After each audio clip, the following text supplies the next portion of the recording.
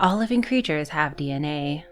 The biological language is the foundation for who we are and what makes you, you. In contrast, non-living things do not inherently contain the same coding that we're given. It is possible, though, to utilize digital information as a foundation of genetic architecture for the purpose of storage. Ongoing studies since 2012 suggest that the future of text storage will be entirely organic. Using this information, in 2017, I embarked on a unique business that encoded the ancient dogma of religious texts into macromolecules, and I offered this product to devout customers. I began injecting religion, literally. Using a saline solution, I would transcribe digital letters of the Hebrew alphabet into a nucleotide of a corresponding DNA codon table. I then assembled everything together with amino acids and proteins to create an injectable substance, converted religious text into DNA. The process sounds much more complex than it actually is. Doing this was incredibly cost-effective and allowed for monetary viability with the aid of Vector Builder. This formula was my product that I offered to anyone who held the desire to absorb and fuse themselves with the Word of God. Any God, really. Jesus, Allah, the flying fucking spaghetti monster. I didn't care. The subcutaneous injection had no real effect on the human physiology except an occasional rash from an allergic reaction that would subside after a couple days. The only real effect was a placebo. The product was meaningless. Human disparity can easily be exploited. And I sought to profit from the disparity. I offered something no one else in the world was offering. An opportunity to become physically divine. Word of my service spread rather quickly, and business was booming. The local churches, temples, synagogues, and mosques ate my product up like candy. Fusing science and religion together, people were convinced my product was recoding their genetic makeup to ensure a pathway into heaven. I would charge a price for each injection, $100 for up to 5 passages, $750 for an entire book. And at a discount, $5,000 for the Bible or Quran in its entirety. Administered weekly over a 1-month period. Easy money. With orders piling in, I eventually opened a storefront office with a lab to store the materials needed, and a dedicated injection room with comfortable leather couches. I soon became so overwhelmed that I had to hire an assistant, Lauren, to help organize my appointments. She was fascinated by the business I set up, even though she knew there was no real outcome from the DNA I created. As a religious scholar still pursuing her degree, she loved the concept.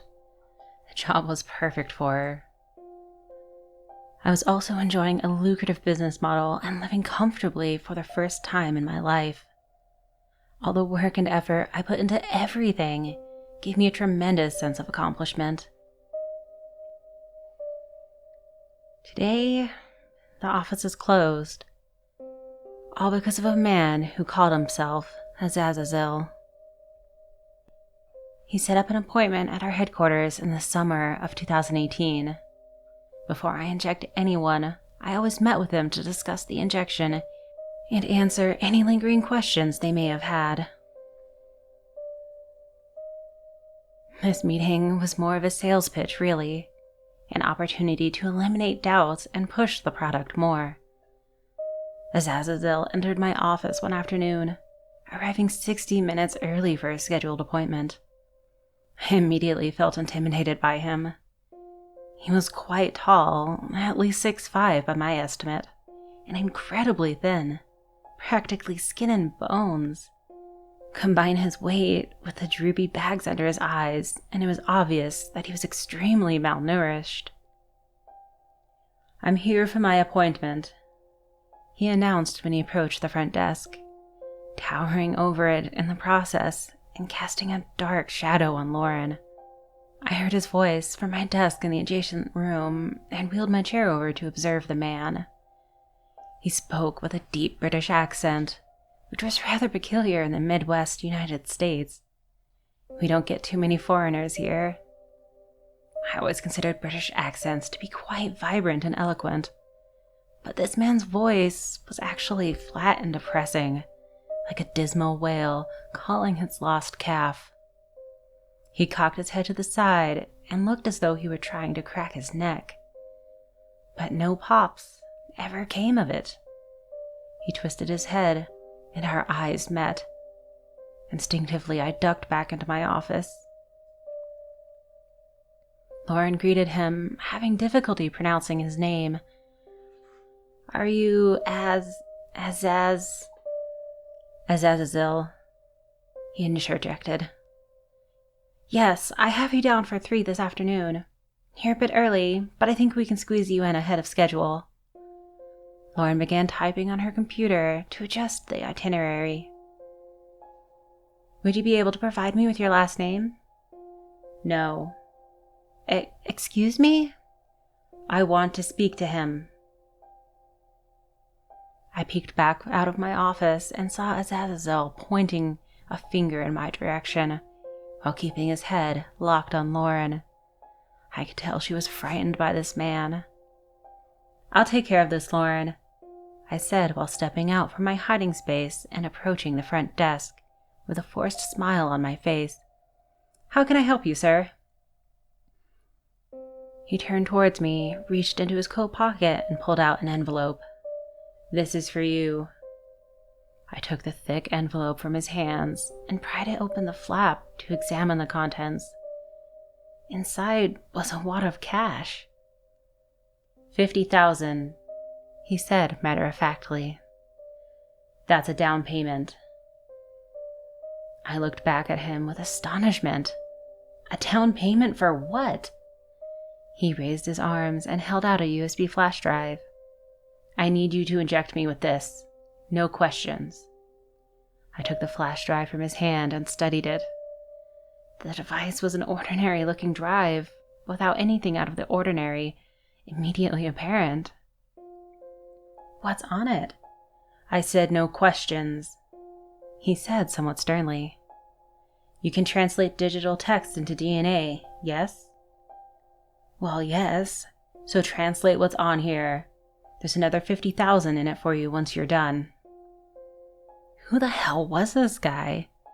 He refused to properly identify himself, avoided questions, and somehow had money to throw around like confetti.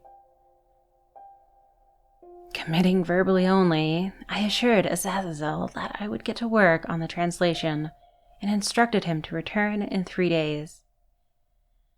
My verbal confirmation was initially one of deceit, though. I had no intention of following through with his order until I inspected the contents of the flash drive. If it consisted of anything illegal, I fully intended on reporting this to the authorities.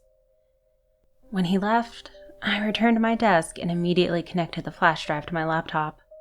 A folder opened containing only one PDF file. That was it. I somewhat expected images of grotesque murder scenes or violent pornography, but it was only one measly file. I double-clicked on the PDF and was greeted with a barrage of Latin letters, all aligned in a 36 by 36 grid. The next page of the document contained another grid, as did the next and the next. Of the 42 pages, 36 pages contained various 36 by 36 grids. The last 6 pages contained a series of what appeared to be chants and prayers written in Latin. "O altissime Dome Desu moes Pater, sancte rege te per altissimum nomen tuum alga, ut constingas, et compellas, et recollas cor et mentam ellis in moem amorem, et ut meam faciat voluntatem in omnibus et per omnia." There were about 4 pages containing variations of this chant. Upon entering the first chant online, I was given this translation.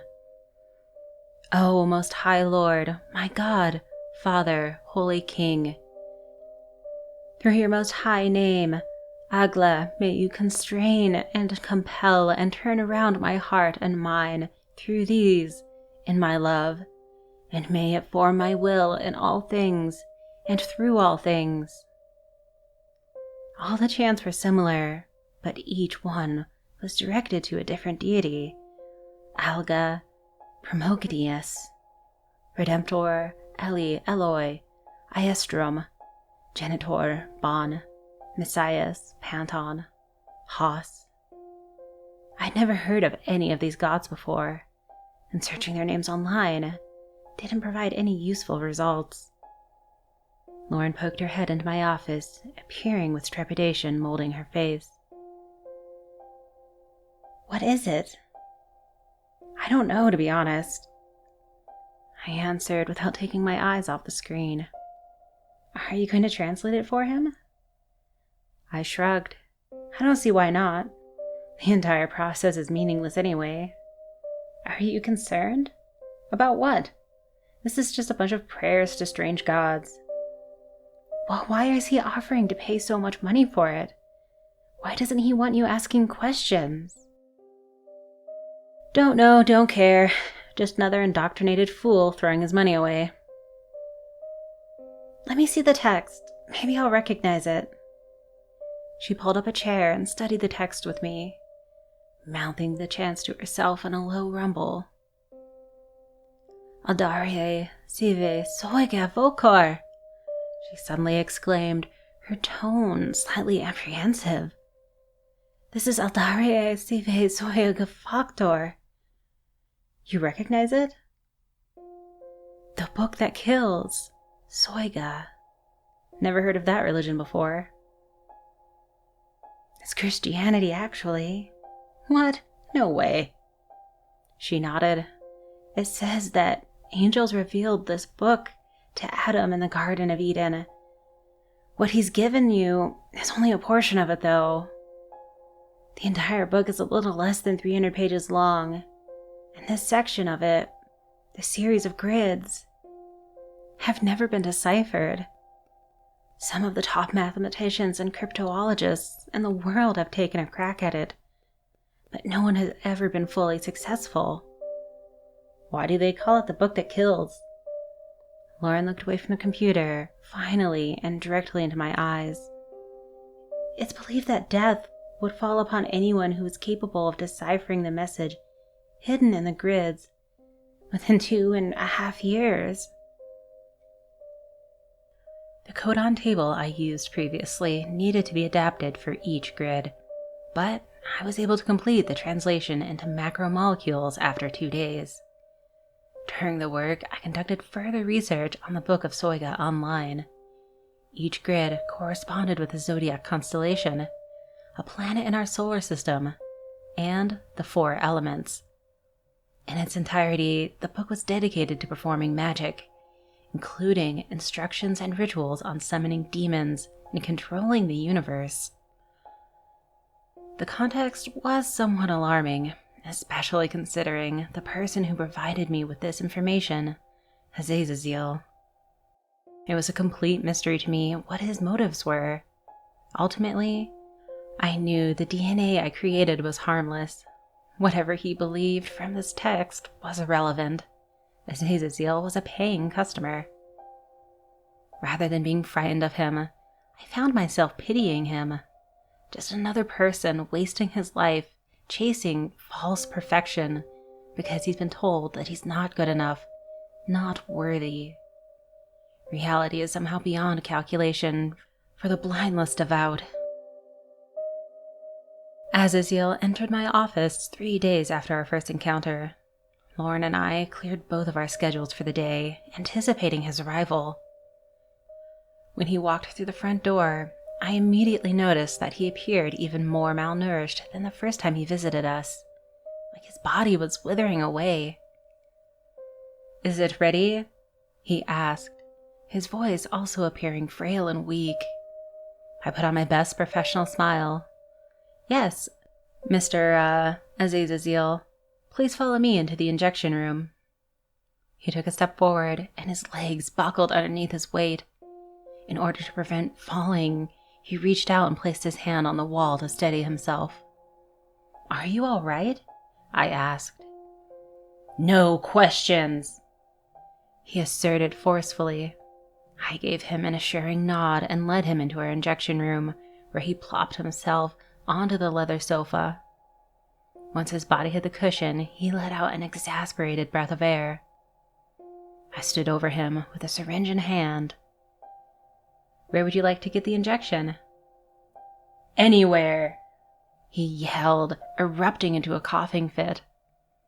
I rolled up the sleeve of his sweater, revealing a pale arm. Bright veins protruded from underneath his translucent skin and throbbed lightly. I glanced at Lauren and found her filled with concern, staring back at me and mouthing the word no.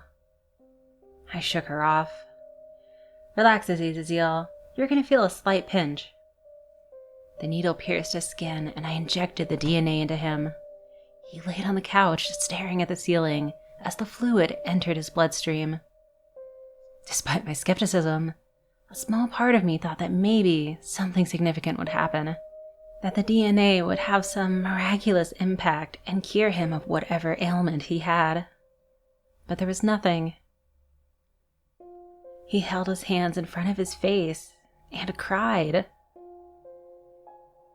Your eyes saw my unformed body, he said softly. All the days ordained for me were written in your book before one of them came to be. We watched him sob, exasperating the pity I had already felt for him. His arms collapsed onto his chest as he inhaled deeply. Upon exhaling, his body thrust into another coughing fit, violently convulsing his entire body. He then reached into his sweatshirt and pulled out a piece of paper, extending it to me with his last breath. Is he dead? Lauren asked, breaking the tension in the room. I grabbed his wrist and felt for a pulse. Yes. Lauren gasped in shock. Oh, was it the DNA? I shook my head, then took the paper out of his hand and unfolded it, my arms shaking in the process. On the paper was a handwritten note. I read out loud to Lauren. If you are reading this, the DNA did not save me. 2.5 years ago, I successfully translated the Book of Soiga, and before I perished, I bestowed the task of molding my DNA with its words as a last-ditch attempt to save my life. I am sorry for attempting to save my own life at the expense of yours. I don't understand, Lauren said. What does he mean by at the expense of yours? It took me a moment, but when I finally understood what he meant, I felt my own heart stop beating and a nervous sweat immediately form on my forehead. No, oh God, I stammered. In the process of transcribing the Book of Soiga with a codon table and creating the DNA, I had translated its content into another language. I had successfully deciphered the grids and their message.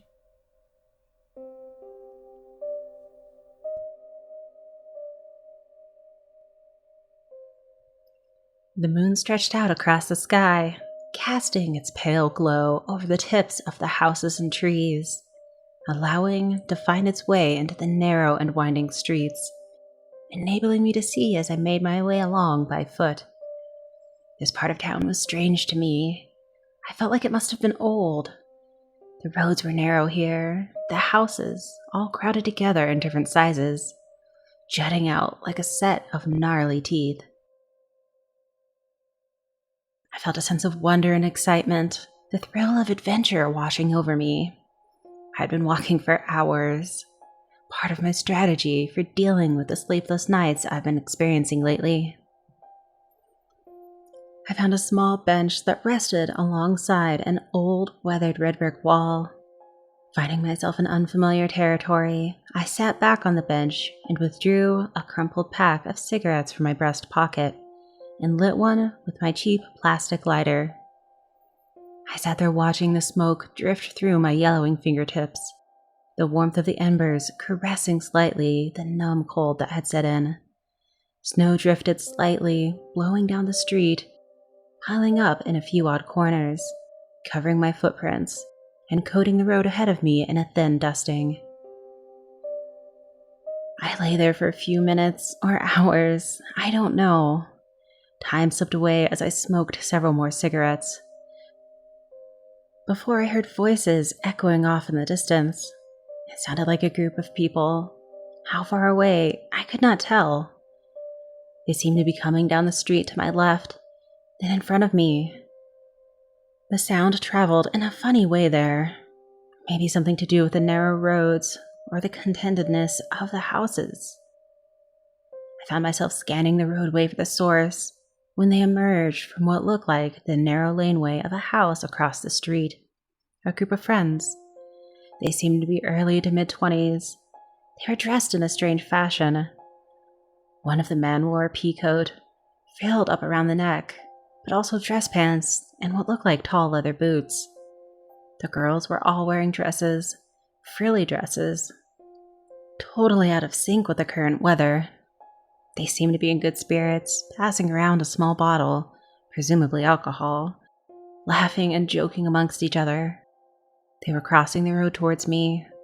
I felt the space between my breaths get closer as I braced for fear of a social encounter.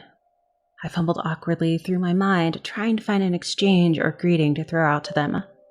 But to my relief, they ignored me.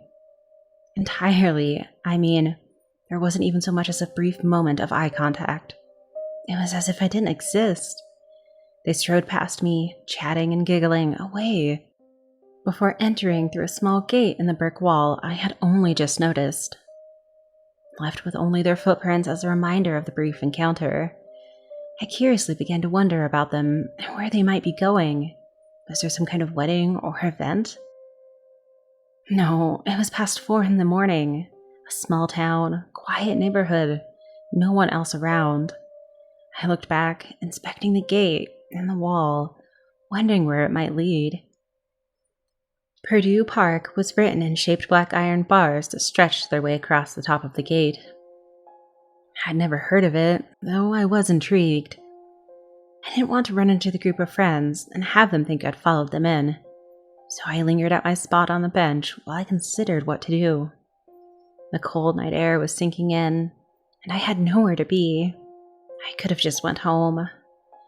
But curiosity got the better of me, and I wanted to explore this strange park in an old part of town. I couldn't see much past the gate, but the rest was obscured from view, a total mystery. Stepping up to the metal gate, I felt my hand reach out and grab the big iron ring that served as a handle. The gate swung open freely, presenting me with a brick path that wound its way through some dense trees. The space inside the walled area was much larger than I could have imagined previously. There was also music. I was almost certain I didn't hear a thing before, but now that I was in here, I could definitely hear some music emanating from somewhere up ahead. I followed the winding brick path that was set out before me and found myself entering another world.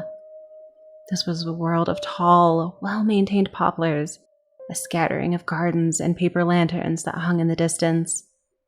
I felt as though I were in a dream. Before long, I noticed a small gathering of people in a clearing ahead. Not the group I saw earlier, although they were similarly dressed.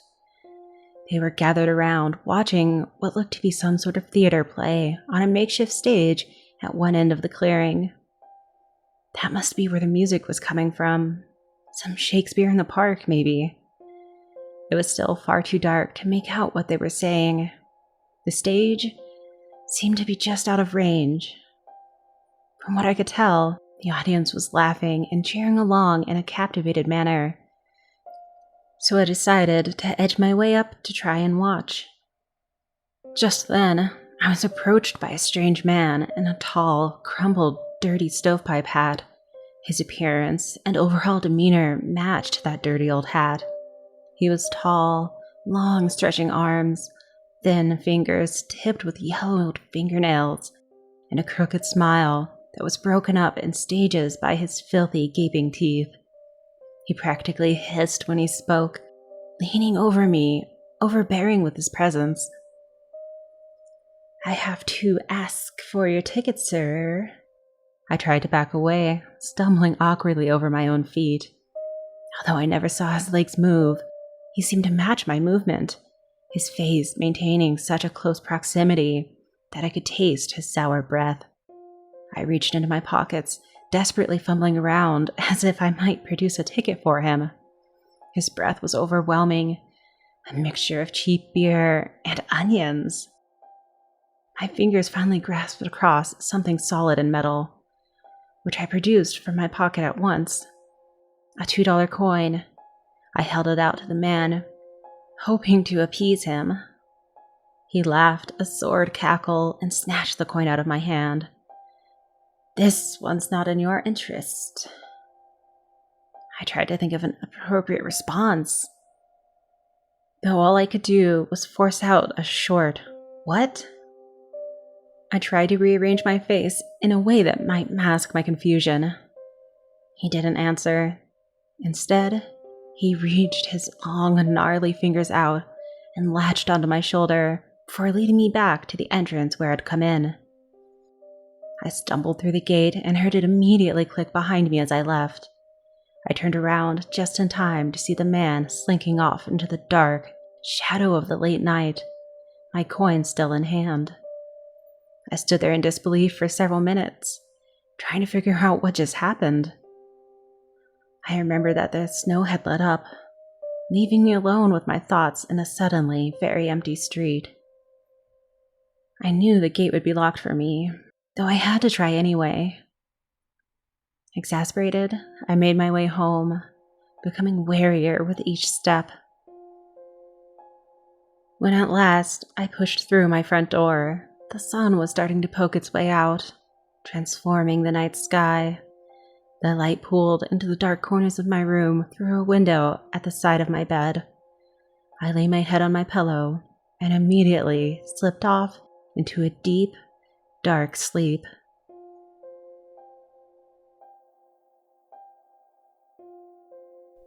Once I got older, I really enjoyed wholesome, feel-good stories where the parents had great, inspirational advice that had a lasting impact on their child's life. Stuff that children could hold on to in hard times. Well, my mother used to say, or, like Dad always said, everybody has one. I'm sure you do too. A fond saying from a parent or relative that you heard a million times growing up and makes you feel warm and fuzzy. I have one. Something my mommy dearest said at least once a day. Not very wholesome or heartwarming, but certainly that has stood the test of time and repressed childhood memories. 4 unforgettable words. You deserve your cage. I stared into the darkened basement corner, the dimming 70-watt bulb doing little to chase the darkness away.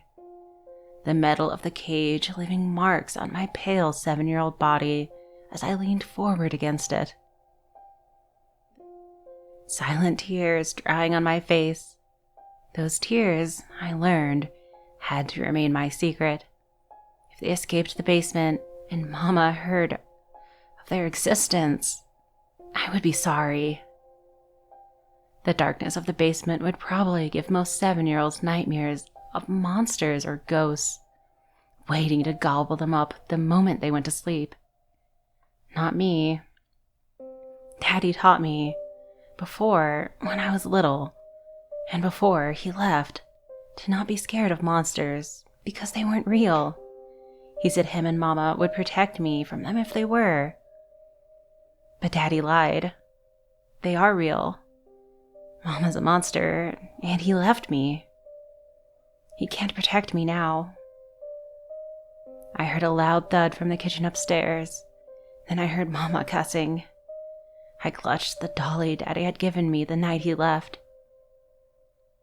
Whenever you are sad, baby, or angry, or just hurtin', I want you to hug this dolly and tell her all your problems. Then you will feel better, okay? He told me. I hugged that dolly all night when he left. Mama got worse after Daddy left. She was angry a lot and would yell, then would start crying and couldn't stop for a long time. She would sleep an awful lot, and when she woke up, would get the bottle with the brown stuff in it from the cabinet and pour a big cup. That always made her more angry. The door to the basement flew open with a crash. I hugged that dolly with one hand and tried to wipe the tears away with the other. I smelled Mama before she reached the bottom of the stairs. She smelled like the brown stuff. I noticed she was carrying a bowl with her. I knew better than to act excited. I sat still as I could while Mama walked towards the cage. I pretended to be a statue, like in the museums Daddy took me to once.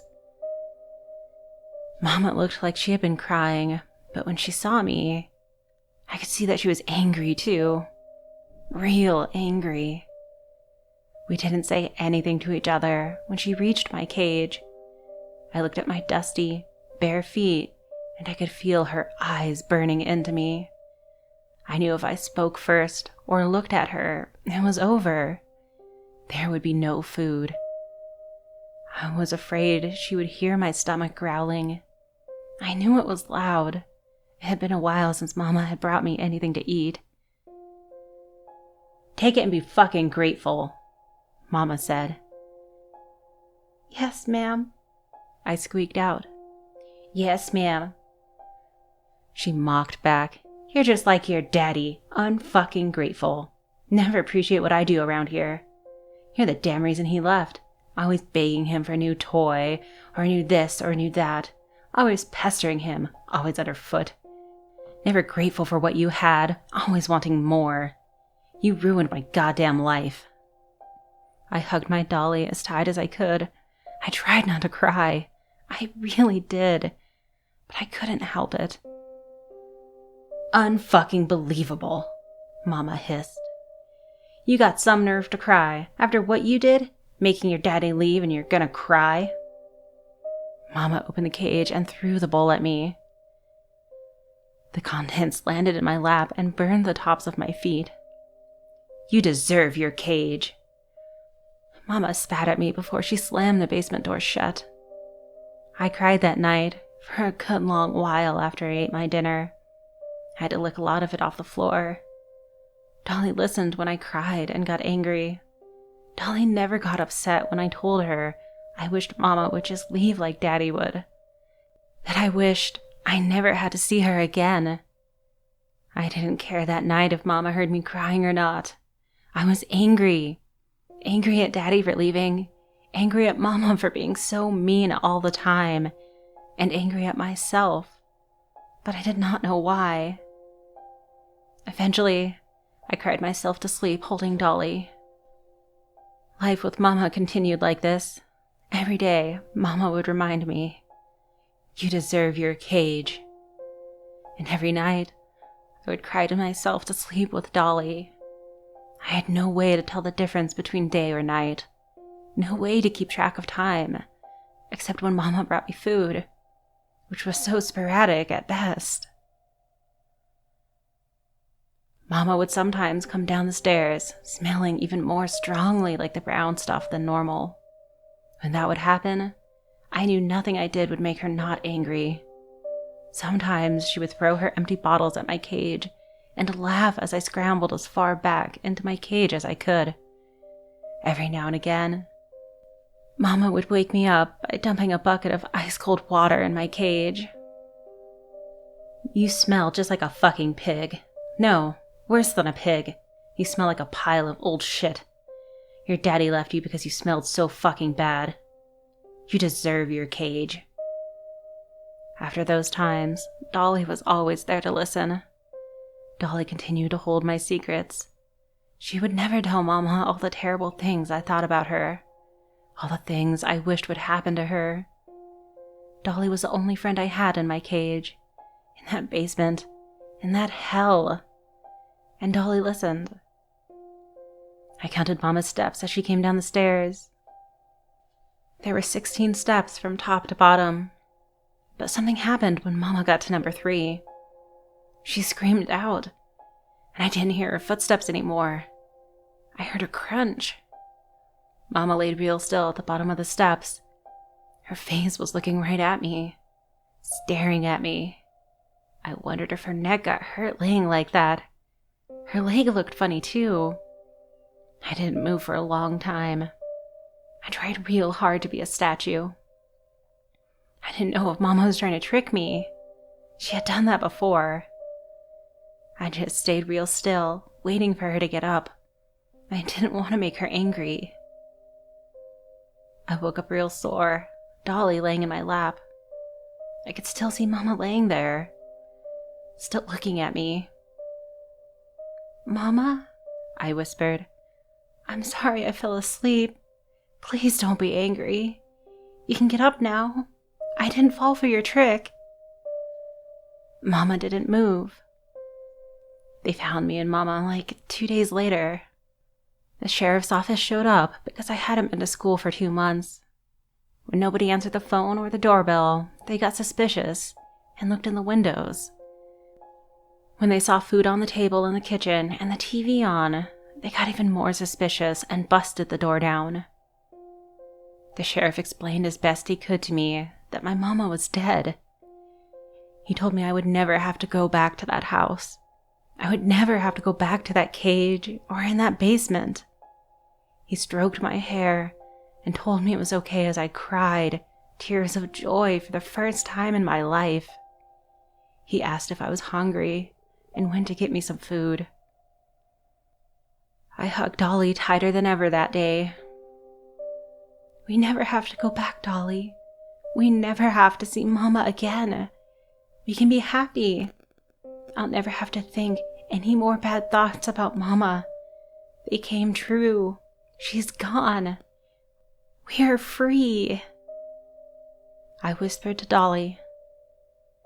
And on that day, in front of that house that would haunt me forever, surrounded by police, sheriffs, and EMTs, I hugged Dolly. Dolly, who heard every fear, caught every tear, heard every secret wish I had to be free, every wish that Mama would leave. Dolly, who kept me company in the darkest hour of my life, and witnessed my abuse, and saw my soul bare, and listened always, finally talked back. "You're welcome."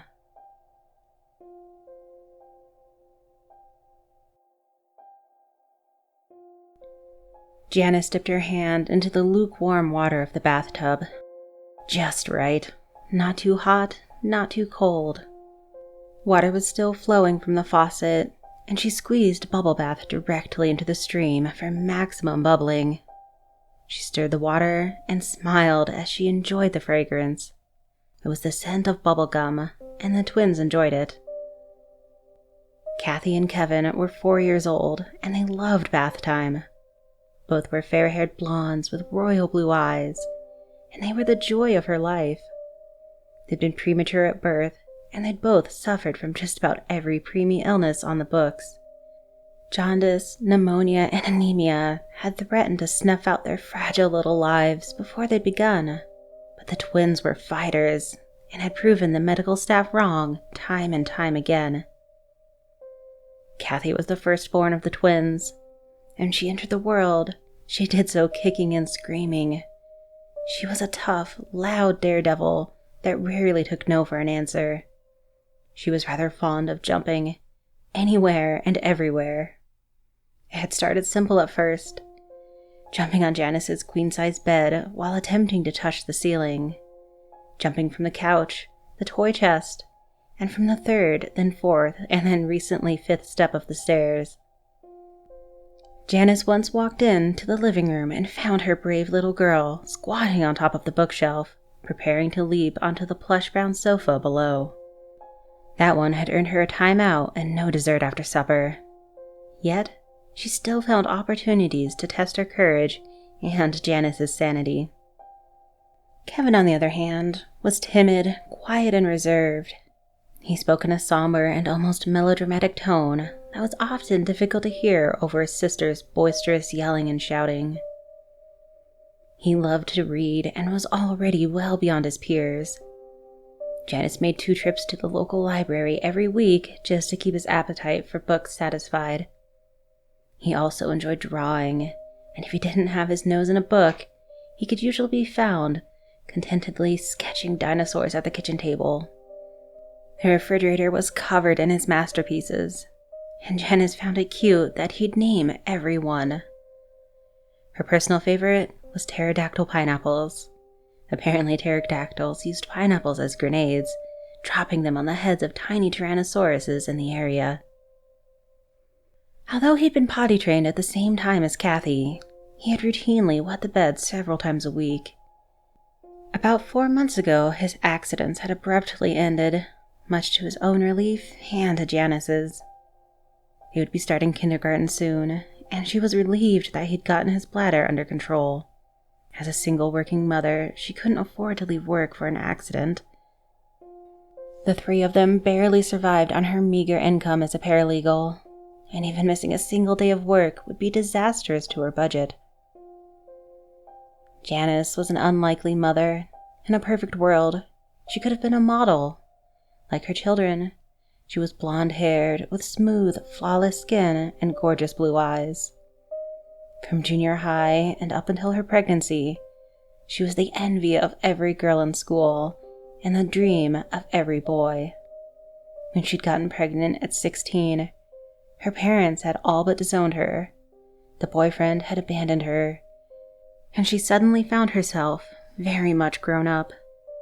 Thankfully, her aunt and uncles had taken her in. But she was forced to drop out of school. The taunting, ridicule, shame, and embarrassment had become far too much for her to bear, and her grades suffered because of it. After the twins were born, her aunt insisted that she finish school and go to college. By the time the twins were nearly 2 years old, she'd obtained her general equivalency diploma and began to pursue her dream to become a lawyer.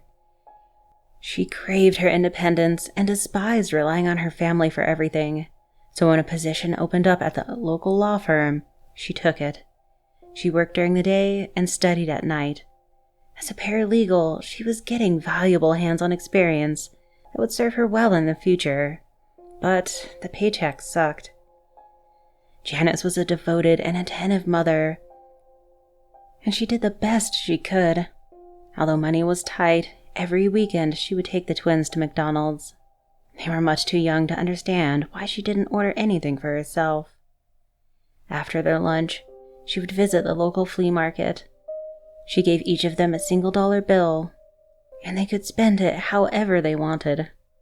Kevin almost always spent his $1 on books or crayons or similar items, but Kathy was unpredictable. She had once bought a fishing lure, and on another occasion, an 80s disco exercise video. Her latest purchase was a rubber duck. Janice was apprehensive when her daughter pointed at the faded and grimy yellow duck. She tried to convince her stubborn daughter that it was old and gross, but Kathy wouldn't hear it. She was enamored with the duck and had to have it. To prevent a legendary tantrum of epic proportions, Janice acquiesced on the condition that Kathy allow her to sanitize it. Kathy agreed. The rubber duck was baptized in Purell, and her daughter was happy, and that was important. Now, as Janice filled the bathtub for her kids, she picked up the duck and grinned. She couldn't quite understand what her daughter found so special about it. Even after she'd scrubbed it with rubbing alcohol, it still bore evidence of its previous owner. The words bath poem were still prominent on the bottom of the duck, having been scribbled in permanent marker some time before. What the fuck is a bath poem, she wondered. The paint on his eye was worn almost completely away. His beak appeared to be slightly melted. Who the hell would do that and why? Which made it appear somewhat lopsided. And someone had added a funny little mustache in the same black ink as well. What she didn't like most about the rubber duck was his mischievous, shit-eating grin. She knew she was being silly, but that goddamn duck looked creepy as hell. Sinister, even. Janice tossed the duck into the swirling water and told the kids it was bath time. They came running from the living room, where a rerun of Rugrats had been playing. Janice had to remind Kathy for the millionth time not to jump into the water, and she had to gently pry a library book from Kevin's grubby little hands. Once they were in the tub, she quickly shampooed their hair and then left them to play in the tepid water for a little while. This was one of the few moments in her day where she could sit in front of her television in relative silence and enjoy a cranberry vodka. It was her only treat to herself, and she was, usually, very sparing with the vodka. The twins were old enough that they didn't need to be directly supervised in the bathtub anymore. Although Janice was partially tuned into a new episode of Family Guy, her motherly radar was active. For a little while, at least. This particular day was a Friday, payday. After work, she'd picked up the twins from daycare and stopped by the bank to deposit her check. She pulled up to the drive-thru window, exchanged the usual formalities with a flamboyant red-headed teller, and plucked the envelope containing her check from her battered pleather purse. When she opened the envelope, she tweezed her fingers inside to pull out the check and was surprised to find 2 additional items: a $100 bill and a post-it note that read, "Janice, you're doing a wonderful job, and I notice. You deserve this. Get a sitter, go out for a drink, or order a pizza and share with the kids. Either way, enjoy yourself and have a great weekend. Barbara." Janice's eyes welled with tears as she read the neat cursive handwriting of her boss. Barbara was a beast in the courtroom, but she had a heart of gold. Janice read the note 3 more times before she finally realized the teller's voice had been calling to her through the tinny, crackling speaker. "Janice, are you making a deposit today?" She began to speak and hesitated. When was the last time she had seen a $100 bill? Hell, when was the last time she even held a $100 bill? She couldn't remember. So many thoughts were swirling around in her head that it became difficult to focus on any one thing. Her mind was rapidly considering all of the things that she could do with that extra money. And after another moment's hesitation, she made a quick decision. "Sorry, Leo, I was a little confused. Give me a second." She reached out the window and grasped the little tube. She opened it up, deposited the check and the bill, and sent it back to the teller. Leo opened the tube and, seeing the contents, asked Janice what she would like to do with it. Janice was no fool. Money didn't grow on trees, and she wasn't about to waste such a wonderful and much-needed gift. "Leo, deposit the check and $50 from that 100, okay?" "You got it, Jan." She'd ultimately decided that it made sense to save half and to enjoy half. Hadn't Barb even said that on the post-it note? You deserve this, enjoy yourself, and more importantly, share with the kids. On the way home, she made 2 additional stops, McDonald's and the liquor store. When they returned home, the twins were ecstatic with their Happy Meals, and she relished every bite of her own quarter-pounder. She washed it down with vodka and a splash of cranberry juice. Why not? It was Friday. She was celebrating her own special way. She fucking deserved it. Over the next few hours, she began to gradually increase the amount of vodka in her glass. She wasn't the kind of person that drank to get drunk, but tonight she fully intended to do so. She wanted to wait until after the twins were safely tucked into bed before she did. But that's not what happened at all. Janice wasn't sure when she passed out, but when she came to, she was almost immediately sobered by the overwhelming and deafening sound of utter silence in the apartment. She looked around herself and noticed the entire bottle of vodka lay empty on the coffee table. Did I drink all of it? She wondered. Well, of course she had. Who else would have drank it? The television was off, so she must have tucked the kids into bed already. But she didn't remember doing that. Hell, she couldn't remember anything. She snatched her phone from the end table and was shocked to discover that it was nearly 3 o'clock in the morning. She peeled herself from the couch and wobbled toward her children's bedroom. As she passed the bathroom, a dim Cookie Monster light cast an eerie, shape-shifting shadow into the hall. Out of the corner of her eye, she thought that something inside looked weird and unfamiliar. She stopped and turned around, and as she entered the bathroom, she reached around the wall and fumbled with the familiar switch that would bring the overhead lights in the bathroom to life. As the fluorescent bulbs flickered and buzzed reluctantly, she stood in the doorway, casting a quivering silhouette behind her. She was literally overcome with paralysis, shock, and sheer horror. Blood dripped from the ceiling. It ran down the walls. It was matted into the silky blonde hair of her precious little angels. Their blue eyes had been gouged out and were now bobbing in the murky red bubblegum-scented water. She took a single step towards the bathtub, and her foot came down on a handful of teeth.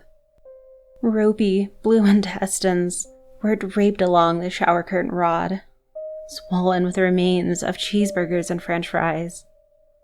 Janice couldn't tell where Kathy ended and Kevin began. Their bodies were so mangled and torn that apparently they'd almost flattened somehow. Fragments of bone and gelatinous brain matter speckled the mirror and the vanity. A severed foot had been tossed thoughtlessly into the toilet bowl, the red blood and blue cleanser pod creating an almost inky black porridge. And on the end of the bathtub sat that shit-eating rubber duck, grinning at her. There wasn't a single speck of blood on him.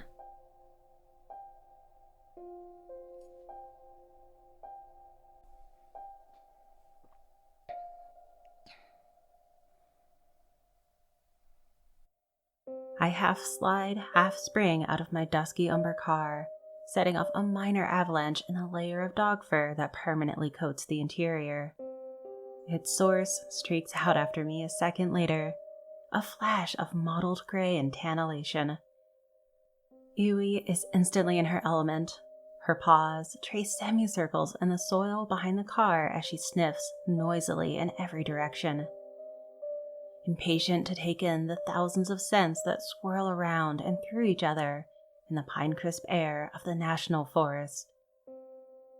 I'm as eager and buzzing with restless energy as she is. After weeks of planning, we're about to embark on our first multi-day hike since I relocated here to the Pacific Northwest. In my mind, the trip marks the end of the worst year and a half of my life. During those agonizing months, as I struggled to keep my head above water through anxiety over the bleak academic job market and grief at the sudden, though not unexpected, death of my mother, my lifeline was imagining just this sort of excursion. Fantasies of slipping past a dense woodline and losing myself in the ancient loveliness of the evergreens consoled me when I finally conceded, fancy philosophy PhD notwithstanding, that there would be no career for me in academia, that at 32, I'd have to find something new to do with my life, and with no family to lend me a sense of rootedness through the transition. I tossed my head lightly, brushing back the memories with a lock of hair that had fallen across my glasses. I shoulder my pack, give Ewy's ear a scratch, and head toward the quaint, old repurposed cabin that serves as the park's welcome center. Be back soon, the sign on the door promises in a cheery, hand-carved spruce. Odd. I must have stopped by this building at least a dozen times over the past couple of months on my way out to the trails for shorter hikes, and I've never seen it closed during daylight hours before. The corners of my smile slip a bit as I realize that means I'll have to forego my customary Saturday chat with Whit, who runs the center over the weekends. He and I quickly formed a compelling connection when I began to frequent the park. First over a mutual appreciation for its old-growth woods, and then as we got to know each other better, over the experience of coming out to our families in our mid-20s that we both share. For a moment, my mind is full of his warm mahogany eyes, crinkling at the corners as they do when he's about to deliver an unforgivable pun. Next time, I promise myself, I'll ask for his number next time I see him. Of course, I've made the same vow every weekend for the past 2 months. For now, though, the sun has been up nearly half an hour already, and I have a lot of ground to cover in order to reach my intended campsite by nightfall. The route I've planned is ambitious, especially for a novice hiker. A little shiver of nervous excitement slides down my spine and settles in my stomach as I remind myself of the consequences of falling short. A profoundly solitary night somewhere along the trail, away from the company and sense of security that an established campsite in a popular national forest offers. Better get going, I grin at Yui. People exploring the wilderness of the Pacific Northwest for the first time often express surprise at just how quickly the feeling of being close to civilization gives way to the unmistakable sense that one is deep in the woods. Yui and I have been walking for less than an hour now, no more than 2 miles or so beyond the trailhead, and I already feel it uncoiling itself at the base of my brainstem, the familiar conviction that I've wandered out of my species' territory. For me, the sensation was always served as a potent catalyst for aesthetic experience. It heightens my awareness of the otherness and ages-old unknowability of the place until the next forest undergoes a sort of chrysopia for me. Its beauty temporarily transmuted into sacredness in my perception, or, at any rate, the nearest thing to sacredness that a confirmed atheist can countenance. Absorbed in these thoughts, I don't notice at first that Yui has dropped out of view. I turn around and find that she's standing about 5 yards behind me, rigid and perfectly still. She's staring intently into the trees bordering the path, with her head low and ears at stark attention. This portion of the trail winds along the side of a hill, the ground rising sharply to the right and sloping downward somewhat more gradually to the left. Yui is staring in the latter direction, into the dense tangle of ferns, foliage, and deadfall that veils the hill's descent. "Come on, Yui," I call. The words come out more softly than I intended, but my voice seems to cut through the quiet with a disconcerting sharpness, like a peal of laughter during that moment at a party when every conversation has simultaneously reached a lull. She doesn't react. I walk a few paces back toward her, following her gaze in an effort to spot whatever has her so riveted. It's mid-October, and not yet uncommon for newly weaned fawns to wander closer than their mothers would have permitted to these heavily trafficked trails. Well, usually heavily trafficked. Today I haven't encountered anyone else since I arrived. My fingers brush absently against the canister of bear spray clipped to my belt loop, but I see nothing.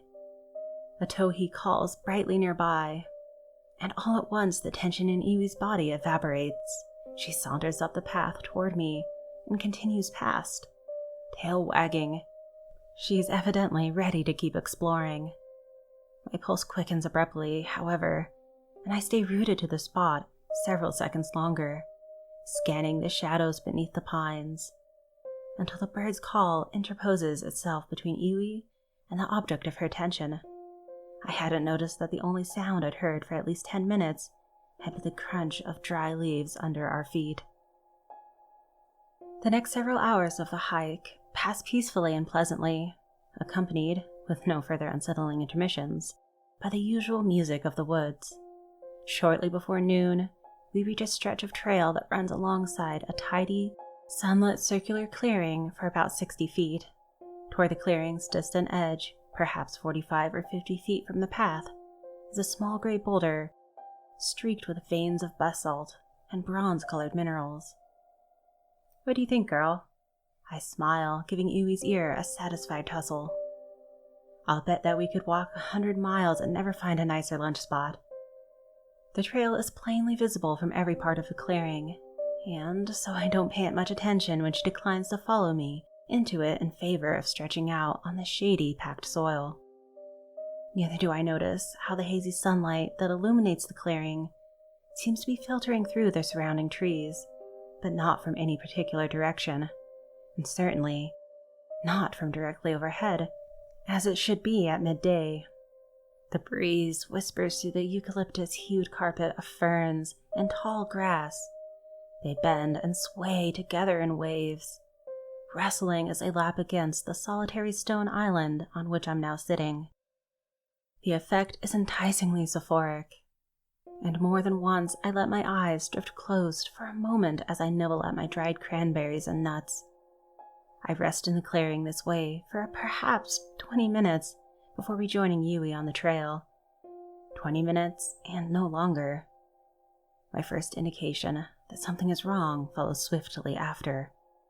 Ui and I have barely resumed walking when I pull up my phone to consult the hiking app on which my route is charted. I move to unlock the screen, but stop short, my thumb frozen on the home button. What the hell? This can't be right. The clock display reads 3:45 p.m. It couldn't be later than about 12:30. I swing my pack off my shoulder and fumble around inside it for a moment, eventually producing a wristwatch that I carry in case my phone dies on the trail. The charcoal numbers blink up at me unsymptomatically. 3:46 p.m. Could I have fallen asleep in the clearing without being aware of it? For 3 hours? I can't imagine how, but no other explanation comes to mind. However studiously, I cast around for one. In any case, I have a more pressing problem. We're now hours behind schedule on a hike that was meant to take all day. Even if we were to push through the rest of the route with minimal breaks, there's no way that we would make it to the campsite before sunset. And for an inexperienced night hiker with no headlamp and an easily spooked dog, attempting to navigate the remainder of the distance in darkness would be risky at best. It seemed to me that I have two options at this point. Concede that Ui and I will be spending the night alone somewhere on the trail, or look for a shortcut. My nagging unease over the sense of having lost time makes the choice straightforward. I pull up the route on my phone and try to zoom in, but the app glitches immediately.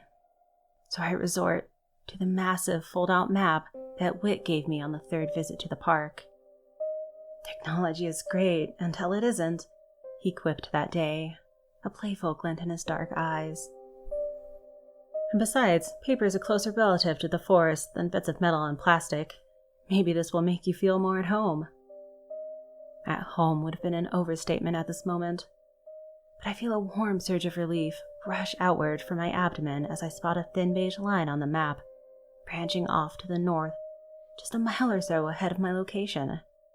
The main trail winds circuitously along the side of a tall ridge of hills that form an elevated arc, a sort of horseshoe-shaped front porch, making the entrance to the eastern mountain range beyond. By contrast, the minor connecting path, whose course I'm now tracing with my finger, cuts directly across the thickly forested valley within the arc. It reconnects with the main trail on the opposite side, in serendipitously close proximity to the campsite. With any luck, we should make it before the shadows already seeping out from beneath the firs saturate the forest completely. Despite my keenness to reach the connecting path that cuts across the valley, I unwittingly walk past it entirely at first. So narrowly and sharply it splits off from the main trail. Fortunately, Ui alerts me to its presence. Just before the point at which it intersects the main trail from the north, she stops abruptly, retreating several paces towards the wall of earth and undergrowth that rises sharply from the trail's southern edge. She sits there stiffly, glancing between me and the break in the trees. Something in her demeanor invokes a memory from early this morning. The way she stopped short when I crossed the invisible fence encircling our yard, waiting for me to disable her receiver collar so that she could follow me across the boundary. The impression is fleeting. The late afternoon gloom of the forest is already deepening toward twilight, and I don't have time to entertain the uncanny products of my unsettled imagination. I crouch in front of her and scratch her ears with both hands. Catching sight of my face reflecting in her honey amber eyes, I look anxiously. "I think that we could both use a little company tonight, girl," I murmur. I straighten, adjusting my pack, and take a few steps down our new route. After a moment's hesitation, Yui follows. This connecting path runs perpendicular to the stretch of trail from which it branches off of, plunging directly down the face of the ridge and into the thickly forested valley below. The slope is steep, but not steep enough to be unmanageable, and I'm grateful to have gravity on our side for at least the first portion of our scramble toward the campsite. The narrowness of the path, on the other hand, is less amenable. Dense undergrowth and towering, moss-coated trees crowd in against it, so closely on either side that Yui and I have to walk in single file. Every few yards I find myself angling my shoulder to maneuver my unwieldy backpack through a patch of encroaching vegetation. The forest canopy nearly obscures the sky overhead here, with fist-sized flashes of periwinkle slipping through to serve as reminders of the dwindling daylight. I can hear the familiar woodland cacophony, birds and other fauna, rustling foliage, snapping tree limbs from every direction. But it strikes me as more distant than before. Even my own footsteps seem somehow far away. The realization gradually fades into focus, and my awareness that the sound is muffled here, as if the claustrophobic press of pine needles, leaves, and ferns were leaching vibrations from the air like mist, as if they were enforcing the sort of reverent stillness that benefits the ancient places of the earth. I quicken my pace. After about 30 or 40 minutes of steady descent, I begin to look for the ground to level out at the base of the ridge, but it continues plunging downward at the same grade. After an hour, my calves are starting to burn with a prolonged plantar flexion, and at each moment, I'm thinking surely I must be at the bottom of the hill. After about an hour and a half, I know that something is seriously wrong. There is simply no way that I should still be losing elevation so sharply on a hill this size. I retrieve my compass from my backpack and check it every few meters as I proceed, confirming to myself that I really am heading due north down the slope. After 2 hours, the ragged shreds of sky visible through the branches are glowing icy lavender with the vestiges of day, and I know in my bones that I won't be getting off this ridge tonight. I press on, less out of any rational hope that I might reach the campsite than a need to outspace what my senses seem to be telling me. A compulsion deeper than instinct to distance myself from this incursion of the inexplicable into reality. And then the light is gone. The seeds of unease in my stomach sprout into outright fear, and I struggle to maintain my presence of mind through the altering surges of adrenaline and panic. I briefly entertain the possibility of turning around and trying to return to the main trail, but scrambling back up that incline in the starless blackness beneath the pines with no headlamp would be dangerous, even if I were confident with my location and bearing, which is quite evidently no longer the case. No, the safest option right now is to stay put until morning and try to retrace my steps with the advantage of daylight. I find a spot on the path where the gap between the flanking trees is just sufficient to admit my compact tent. I set it up with fumbling hands in the beam of my flashlight. Yui shows no interest in exploring any of the smells or sounds. the latter still unaccountably muffled, as if a thick wool hat was covering my ears, around our hasty camp. She sits in the middle of the path, as close to me as she can, the tent between herself and the trail's downward course. As soon as the tent is up, we crawl inside and double-zip the door. I'm grateful that the layer of canvas obscures my view of the rippling obsidian darkness outside, like a cat in a cardboard box. Being hemmed in closely on all sides by shelter makes me feel less vulnerable and exposed. Gradually, the adrenaline recedes, leaving me exhausted. I drift into a fitful sleep. I'm awakened not by any noise, but by the utter absence of it. The woods are enveloped in a dense, heavy silence, without even a breeze to make the intertwining branches whisper to each other in the dark. I feel as though I've been asleep for hours. I sit up in my sleeping bag, fumbling for my flashlight. As it clicks on, I barely manage to stifle the scream that claws its way up the back of my throat. The tent door is wide open. Yui is standing just inside it, motionless, eyes fixed on a point deep within the pitchy undergrowth. Against the abject, yawning soundlessness, it's impossible not to hear the sudden, soft rustling of pine needles and creaking branches in nearby trees. No more than 15 yards behind the tent.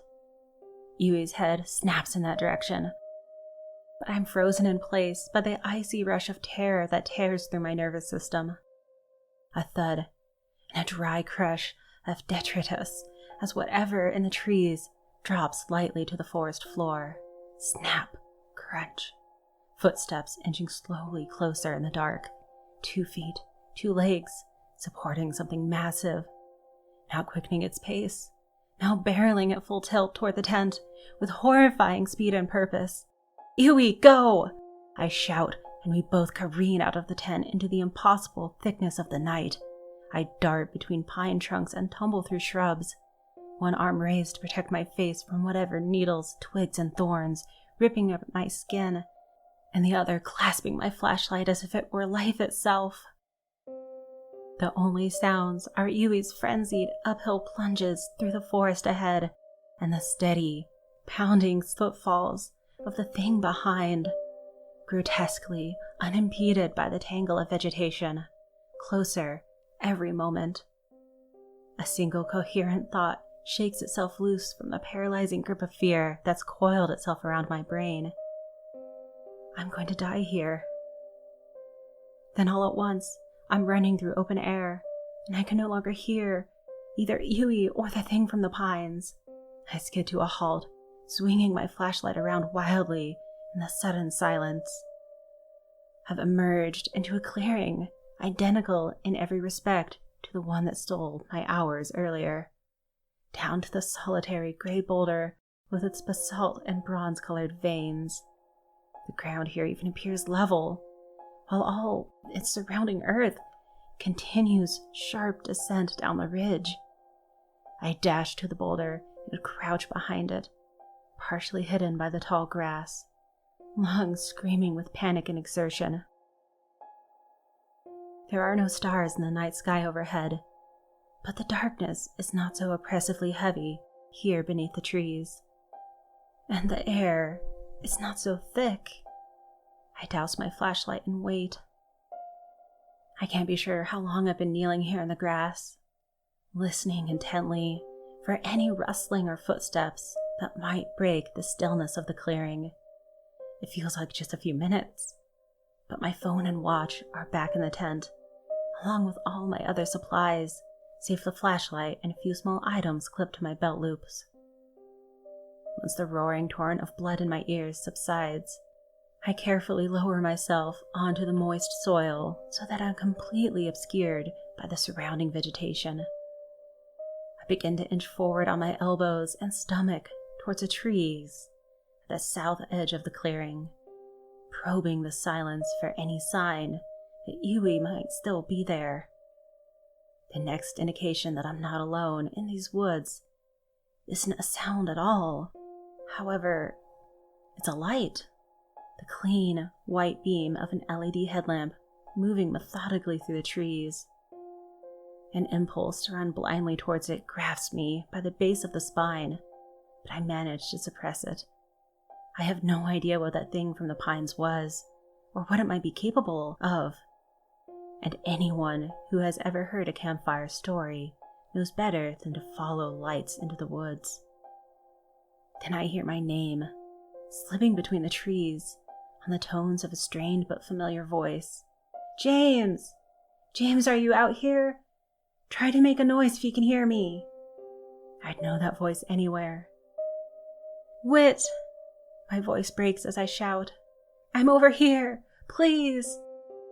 I switch on my flashlight and aim the beam across the clearing in his direction, leaping to my feet.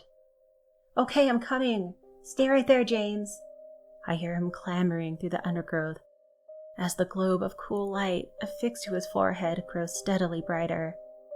A miniature full moon gliding through the Stygian space. Relief like nothing I've ever experienced sparks and crackles in my muscles as he appears at last just beyond the edge of the clearing. The brilliant headlamp overhanging his eyes illuminates his distinctive Roman nose and the softly captivating curve of his lips. My friend has come to save me.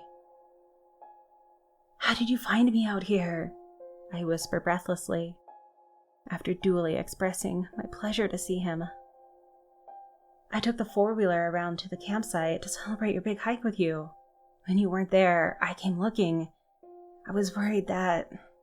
His voice trailed off, as if he's unsure how much to tell me. I think you may have saved my life, Whit. We're not out of the woods yet, he replies, unsmiling. Come on, I left the four-wheeler near the campsite, just on the other side of the valley. He turns and steps back into the shadows beneath the pines, facing due north, directly down the slope of the ridge, on the same trajectory of the path that brought me to this place. Cold dread tightens in my stomach as I recall my earlier descent toward the valley floor that I should have reached miles ago, that seemed to recede deeper and deeper into the apothic chasm below with every step I took. In my relief at being rescued, it hasn't broken through the threshold of my conscious awareness until this moment that Whit was climbing up the slope, out of that darkness when he found me. Wait, I called softly, pausing just inside the border of the clearing.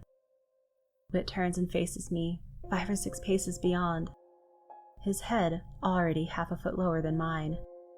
The headlamp shines upward into my eyes. Yui ran off to the south, back up the ridge toward the main trail on the side. I point across the clearing, an edge of fear returning to my voice. We should go in the same direction and try to find her on the way, like you did me. She's my only family. I can't leave her here alone if there's a chance of catching up. Besides, I think maybe it's safer not to go any deeper into the woods. I don't mention the thing from the pines. Come back and look for Yui in the morning, he replies, an edge creeping into his voice as well, mirroring my own. An animal has better odds in these woods at night, without a human around anyway. This is the way we need to go. His tone effectively quells any thought that I might have had at attempting a rebuttal. I begin to follow him. But as soon as I pass between the inky firs at the northern boundary of the clearing, back into the overwhelming density of their shadows, some animal part of me bristles with alarm. I know with the intuition that all hunted things have shared since time immemorial that death is nigh and stalking. Whit! I whisper urgently, swinging my flashlight upward to expose the branches above us. He looks back at me, only a few feet away now, just as the flashlight beam passes near his head in its skyward arc. In the split second that it casts its glow over the upper portion of his face, shadowed until now by the angle of his headlamp, I glimpse an unexpected flash of deep vegetal green at eye level. I slowly lower the beam back to his face, and the terror that lodges itself in my throat is too hulking and ancient for a scream to penetrate it. Where Wit's warm mahogany eyes should be are two rough gray stones, a patina of moss spreading outward from their centers as if to mimic human irises. Before I can form a conscious intention to move, I am fleeing with every shred of myself from this aberration of stone and flesh, from the horror of this fathomless forest that consumes sound and perhaps would consume me too. In seconds, I'm across the clearing and clawing at the ferns and deadfall as I hurl myself back up the slope of the ridge, the same hillside that I hiked down 4 hours earlier in the evening. Somehow only takes 45 minutes now to ascend. I'm suddenly back at the main trail, cutting a desperate, adrenaline-fueled dash back toward the trailhead where I left my car. I don't hear anything following me. For a long time, I hear nothing but my own ragged breathing and the rhythmic drumming of my boots against the packed soil. One after another, the landmarks that I pass on the hike out appear and vanish rapidly in reverse order, brushing along the edges of the flashlight's beam like a rewinding VHS tape. All except the first clearing, which I never see again. The forest continues unbroken through the space it occupied just hours ago. With about 2 miles of trail left, I'm approaching the place where Iwi first alerted me to an unnatural silence that now shrouds the entire forest. I glimpse a flurry of rapid motion ahead of me. At the outer limit of my flashlight's reach, I nearly stumble an alarm, and an instant later the source of the movement emerges into full view. It's Iwi, racing back along the trail towards our car. I call out to her. She slackens her pace to let me catch up with her, and we sprint those final miles side by side. And now we're passing the carved maple sign that marks the trailhead. And now we're passing the old log cabin welcome center, its dark windows gleaming in the moonlight like a beacon. We're crossing the dirt parking lot, where the only vehicle is my dusky umber car, its key still mercifully clipped to my belt loop. And now, at last, we're diving into my car, locking the doors, peeling out of the lot and onto the 40-mile stretch of paved road that lies between us and the outer woodline. Iwi and I sit in silence as we speed through the forest, both glancing warily at the opaque shadows between the trees that crowd in close on either side of the road.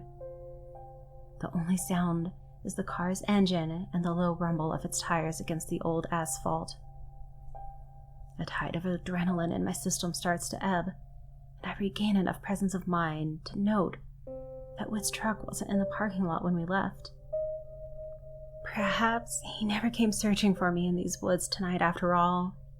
Perhaps the thing in the pines cobbled together our first simulacrum of my friend from mist and memories, and the real Whit is safe at home, still wearing his own skin. I begin to let myself hope that maybe, in spite of the impossible horrors I've witnessed here, in the end, nothing has been shattered beyond repair. I reach over and let my hand run gently along Iwi's head and neck, scanning her for any signs of injury in the dim glow of the headlights. I notice that the headlights are angled downward, following the slope of the northbound byway as it winds from the elevated trailhead to the countryside below, in an altering stretches of graded decline and level roads. A sudden, frigid rush of realization turns my veins to ice. The car has been descending far longer than it should have taken for the stretch of road to level out. Oh God, I breathe into the dark. At the sound of my voice, Iwi turns her face away from the passenger side window to look at me. With her mossy, stone eyes.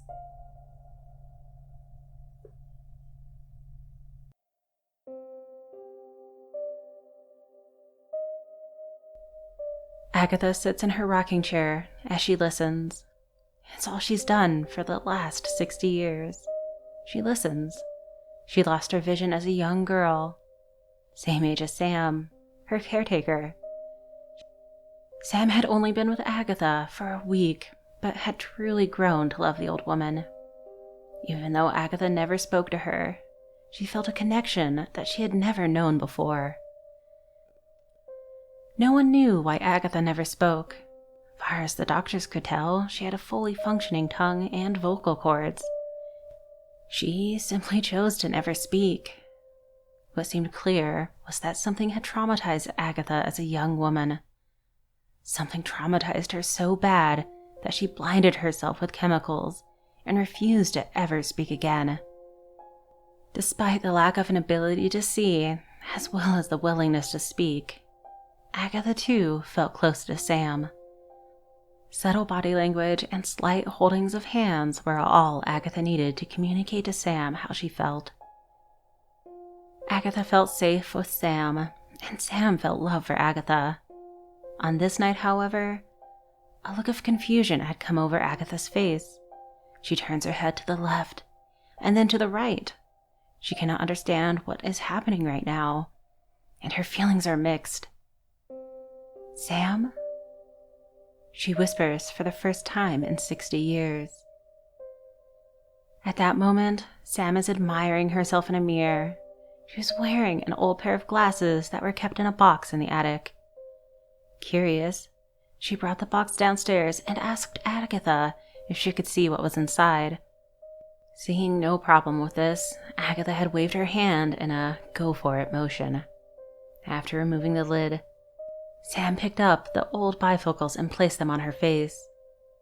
At that exact moment, she saw the look of shock on Agatha's face, and as her name left the old woman's lips, she looked up and saw something behind her. Outside the living room window was a black, humanoid figure. It was tall and skinny, with a pale, white, dagger-toothed smile that curled the edges above its bright red eyes. "What the fuck?" Sam said in a tone that didn't know whether to be scared, confused, or some combination of the two. "Sam," Agatha said again, this time changing her whisper to a squeaky croak. "Agatha," answered Sam, completely shocked at the fact that this old woman was speaking for the first time in 60 years. She walked over and held her small, frail hands. "There's something outside." "I'm sorry," Agatha croaked, the sound of anguish in her voice. "I'll be right back," Sam responded, not sure what to say or even what Agatha had to be sorry about. "I have to make sure the doors and windows are locked." She pulls away. "I'm sorry," Agatha cried again. "I'm so sorry. I didn't know. Sam ignores Agatha again, making sure to focus on the emergency situation at hand. She looks at the window again and notices the figure is still outside, but is slightly closer now. Sam goes around the house, fully securing all doors and windows. But as she looks out the kitchen door leading to the backyard, she notices another one. Or is it the same one? Sam isn't even sure, but it looks exactly the same. Tall and dark, with a terrifying smile and eyes like a demon. It's even closer to the house than the one from the living room window. She lets out a shriek when she sees it and rushes back to the living room. After she is sure the kitchen is secured, she looks out the living room window again and screams once more when she sees the figure yet again, even closer now. Agatha is crying now, but then calms herself.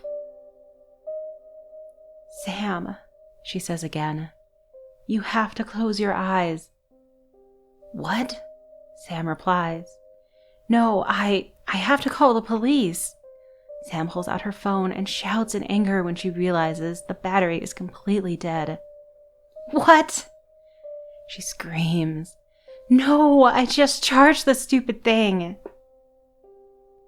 Having no need for a phone, as Agatha hadn't spoken in 60 years, Sam had no means of calling for help.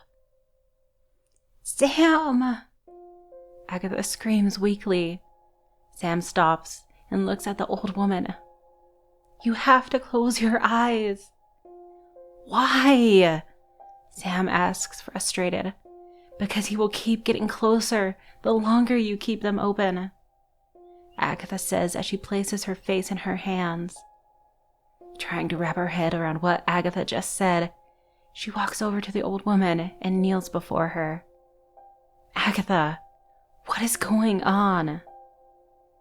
"I will tell you, but you have to close your eyes, please." "Okay," Sam says, and she does. 60 years, Agatha began. 60 years ago, I first saw that thing. I don't know what it is. I don't know where it came from. I don't know why it's here.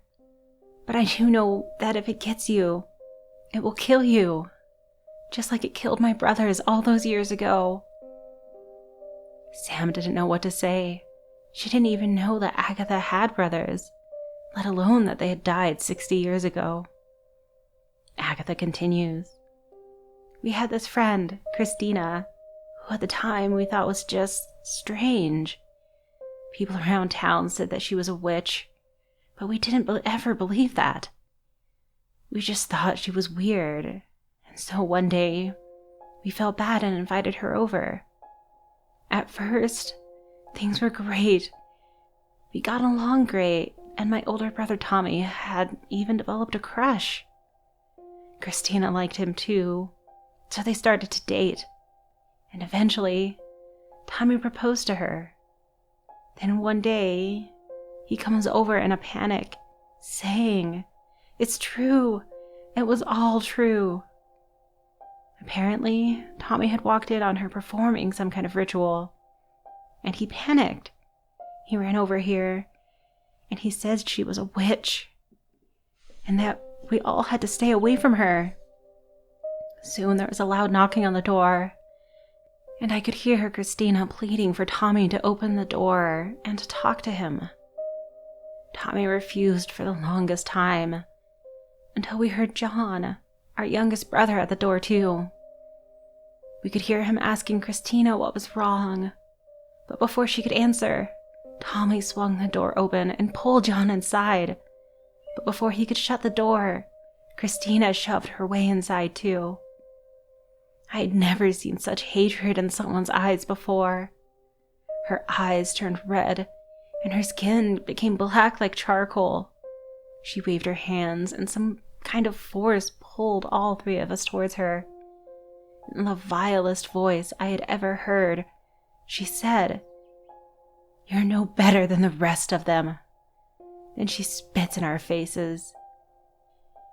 We all wore glasses, or else she would have gotten our eyes. But now, that makes so much more sense. Sam was starting to piece it all together too. Agatha continues. Christina then just leaves, and we're all standing there in shock. Suddenly, we begin to see them. Each of us only saw one specifically for us. But there was the black figure you saw just now. They started out a good distance away, but as long as your eyes are open, they get closer and closer. We thought there was more than one because we would see them out of the front window and make our way to the back, and they'd be there too. But there is absolutely only one. One for each of us. I know this because as it got closer, they got inside, past all the doors and locks, and they just kept getting closer. When they were in the same room as us, no matter which direction we turn our heads, it would be in our direct line of sight as long as it was somewhere we could see it. It could phase through any walls or objects that were in its path. So locking ourselves in a closet or anything was pointless. before too long. The closer they got, the faster they got. So we all just sat there with our eyes completely shut. We knew that the second we opened our eyes, we were dead. Tommy was the first to experience the consequences. He said, "Oh, thank God." And the next thing we hear is him screaming and crying. Then nothing. We couldn't figure out why he did it. We sat there for I don't know how long when I heard John say, "Mom, is that you?" Before I could tell him to keep his eyes closed, he started screaming and crying just like Tommy did. And then nothing. I sat there alone, not trusting any of the voices that thing used to pretend to be. It knew every person I'd ever known and used every one of them. It even touched me, patting me on the back, saying, "It's okay, we're fine, it's gone," using Tommy's voice. But I knew better. Eventually, I got up and shoved my way past it, feeling my way around the house. I tried to get away from it, but it just stayed with me. I eventually found myself in the laundry room. The entire time, it wouldn't shut up. It just kept saying everything it could think of to get me to open my eyes. I couldn't take it anymore. I did the only thing I could think of. I felt around until I found the bleach, and I poured it into my eyes. The pain was unbelievable, and even as I screamed, I could still hear it. Instead of trying to get me to open my now useless eyes, it was now insulting me. It called me all sorts of horrible things and said so many horrible things to me. I just lay there and sobbed until someone found me.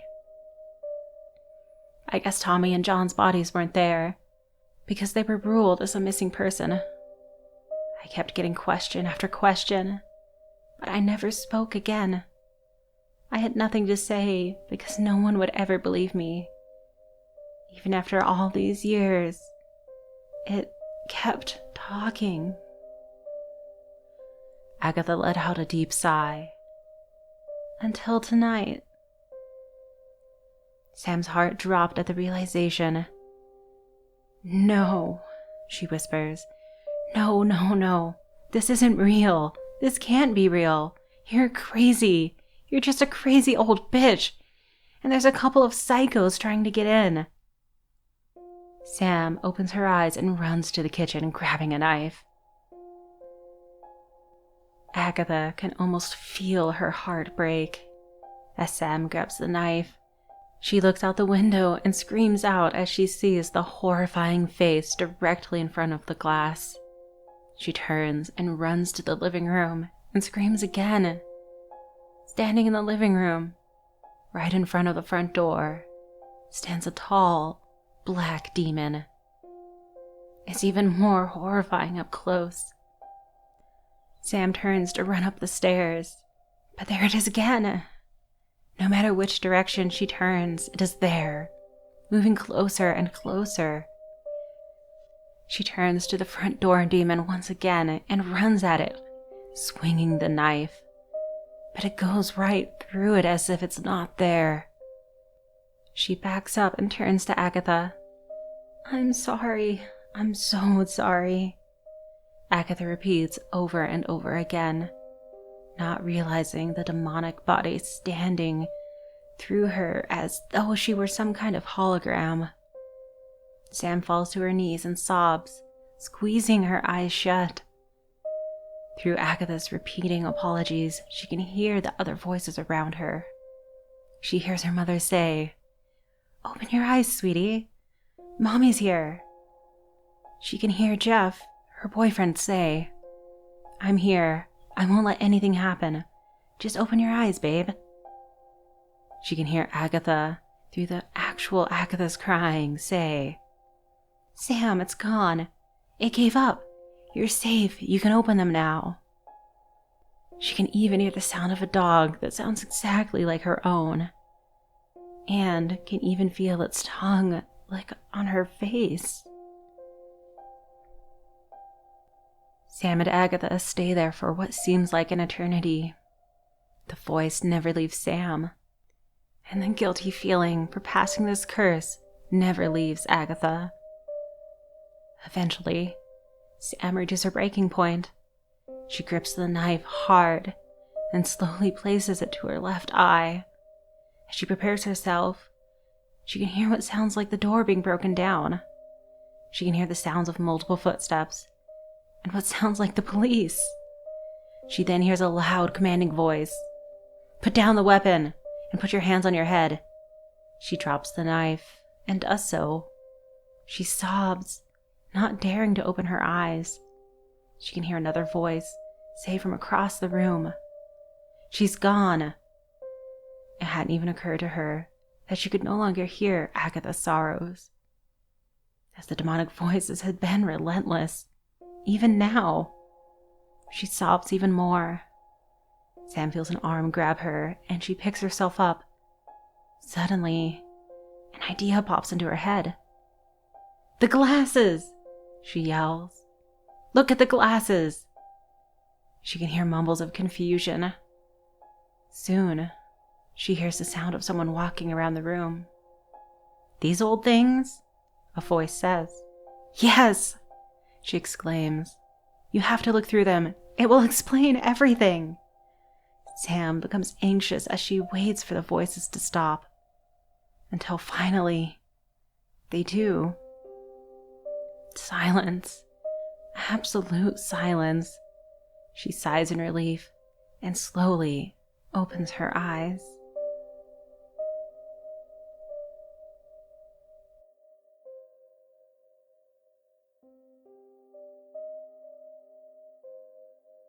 Snip. Ah yes, the clipping of a single leaf could lift an arrangement from mediocre to spectacular. My smile grew as I took in my masterpiece. Not a single leaf or petal out of place. The flowers curling delicately together like they grew that way. I took in a final inhale before applying my mask. The scent was so sweet, almost intoxicating. Almost perfect. I murmur lovingly to the blooms, my now gloved hands caressing the puddles and leaves. Almost. I pull out a small glass vial, but check my mask before I uncork it. It looks so dainty and delicate in my hand, yet its power is mighty. A drop slips between pink rose petals. Another soaks into the heart of a gerbera daisy. And a final one settles into a frilly carnation. "Now," I whisper, the glass vial clinking back into its place among my tools. "You're perfect now." The arrangement was pink, vibrant, and full of life. The perfect gift for a young girl from her perfect father. "Are you done yet?" A sharp voice interrupts my thoughts. "Dr. Robertson is waiting." "Just wrapping up," I call back cheerfully, not bothering to glance behind me at the girl who worked at the cash register. All I'd see is bored eyes rolling back and a boring face. Teenagers always thought they ruled the world. I took my time wrapping the arrangement, first a protective plastic covering, and then the bright wrapping paper, topped with a frilly pink bow. The wrapping itself was a piece of art, the perfect concealment for the bouquet underneath. The good doctor did not like to wait, that much was clear, by the way he grumbled about it when I presented him with the package. "How do I know it's even good?" He looked down at me critically, but I returned his look with a pleasant smile. "If it isn't, you know where to call." He all but ignored my response, paying and leaving the shop quickly. I glanced at the girl behind the cash register, who didn't notice as she texted away on her phone. "I'm all done," I said, and she barely acknowledged me. I took a deep breath when I left the shop, knowing I didn't have long to get where I wanted to go. I walked quickly, making my way to one of the nicer restaurants in town, the kind where you needed a reservation. For one, I made a reservation for 5:30. I gave my name, and I was seated at my small table. I took in the small, fake rose stuck in a glass vase critically and wrinkled my nose. Nice place indeed. Luckily, I had a good view. It didn't take long for a large table festooned with pink decorations to fill up with guests. The star of the party seated herself at the head of the table, cozying into her chair like it was her throne. A pile of presents laid before her, a familiar package right near the front. "Daddy!" Her voice was clipped, high and bratty. "I want to open those now, before dinner." "Of course, sweetheart," he said, and everyone turned to her eagerly. I almost scoffed. She was a child, barely 14, and she ran the adults at the table like they were puppets. Her eyes moved greedily over the presents before her. And my wrapping had done the trick, because her greedy little hands reached out for that first. "Oh, I know what these are." She smiled at her father, the good doctor, and opened the package carefully.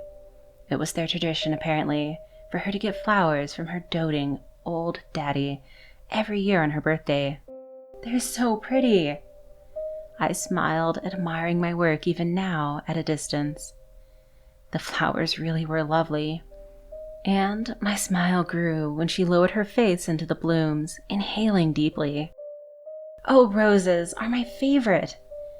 She plucked up the largest rose, my favorite one in the bouquet, and sniffed deeply.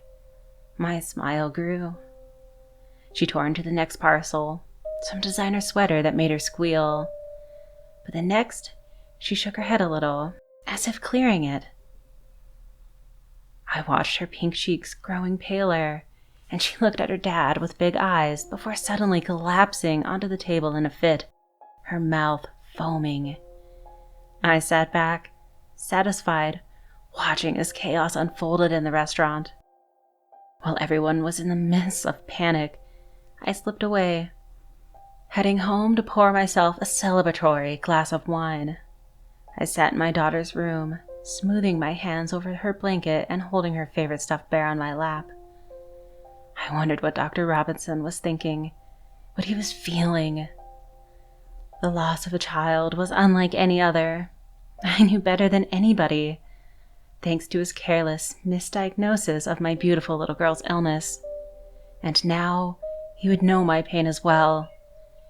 He could carry the burden of loss, just like I was. I finished my glass of wine slowly, looking around my daughter's room before retreating to my own. I had to work the next day, the next week. My time would be filled with flower arrangements and bouquets. I kept a small TV on in my workspace through the week, tuned into news stations. What a tragic story for a popular family. Their daughter taken from them so suddenly. The coroner was struggling to find a cause, but I had done my work well. It had taken me years to develop the right formula, potent, but hard to trace. A lot of small animals were buried in my backyard. There was a graveyard of all the test subjects. As I sat and watched Dr. Robertson tearfully give a short interview on the local news channel, yet another order came in for Saturday. A big pink bouquet. A gift to give in sympathy to the grieving family. I smiled and got to work. Hundreds of flowers would be shipped out on Saturday, along with my own special touch. I am not ignorant, though. I know that something like this will gather attention, and I know that it will be likely traced to me.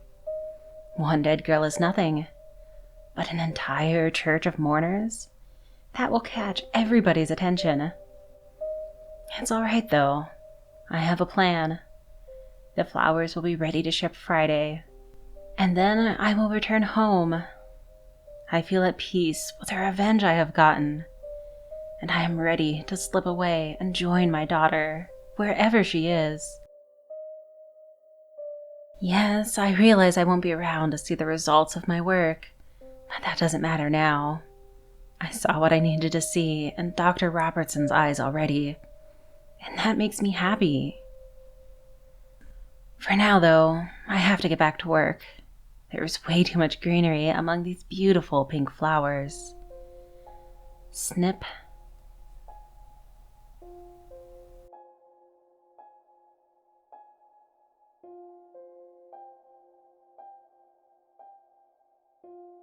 The white snow blankets the ground around him, and he shivers. He stares into the darkness, his eyes playing tricks on him, showing him faint outlines of monsters. He blinks, and they disappear. He pulls his jacket on a little tighter and touches his front left chest pocket for reaffirmation. Still there. He trudges on. The bitter wind nips at his face, and he wishes he had worn more on his legs than just jeans. But it'll all be over soon enough. Just this one journey, and he can finally go and continue his life. Maybe go to grad school. He reaches a crest that gives him a view of a few hundred snow-drenched trees, fading away into the snowfall. He begins walking down the crest. So I twist a tree, making it fall, to try to deter him. He stops and looks around, frightened, cold, and confused. He never sees me. I leave him lying peacefully in the snow, a glint of red in the moonlight to contrast the white angelic powder around him. I watched him touch his pocket, so I know immediately where he is. I unfold it. I collapse in the snow. My knees buckle, and I wail. "Hey Doc, how's it going?" "Not bad, Mick. Stable. Hopefully he could wake up soon," the doctor replies. I keep my eyes closed, not just because the lights of the hospital room feel like daggers through my eyelids, but because once I open them, I can't close them again. The dynamic of the room will have changed. I need to listen. "Hey, so Doc, did he..." Mick pauses, choosing his words carefully. "Did he have it?" "Mick," the doctor scolds. "Sorry, Doc. Geez. It's been all the talk lately. I couldn't help it. I keep thinking of the adventure it would lead to." "Mick! Shh! He's waking up. His heartbeat is quickening." Upon hearing my cue, I open my eyes, seeing the silhouettes over me. As my eyes adjust, a gray-haired, older man peers into my eyes. "Hey, kiddo. You took it pretty hard out there. How you feeling?" I can't muster a word, but he takes my silence as an okay.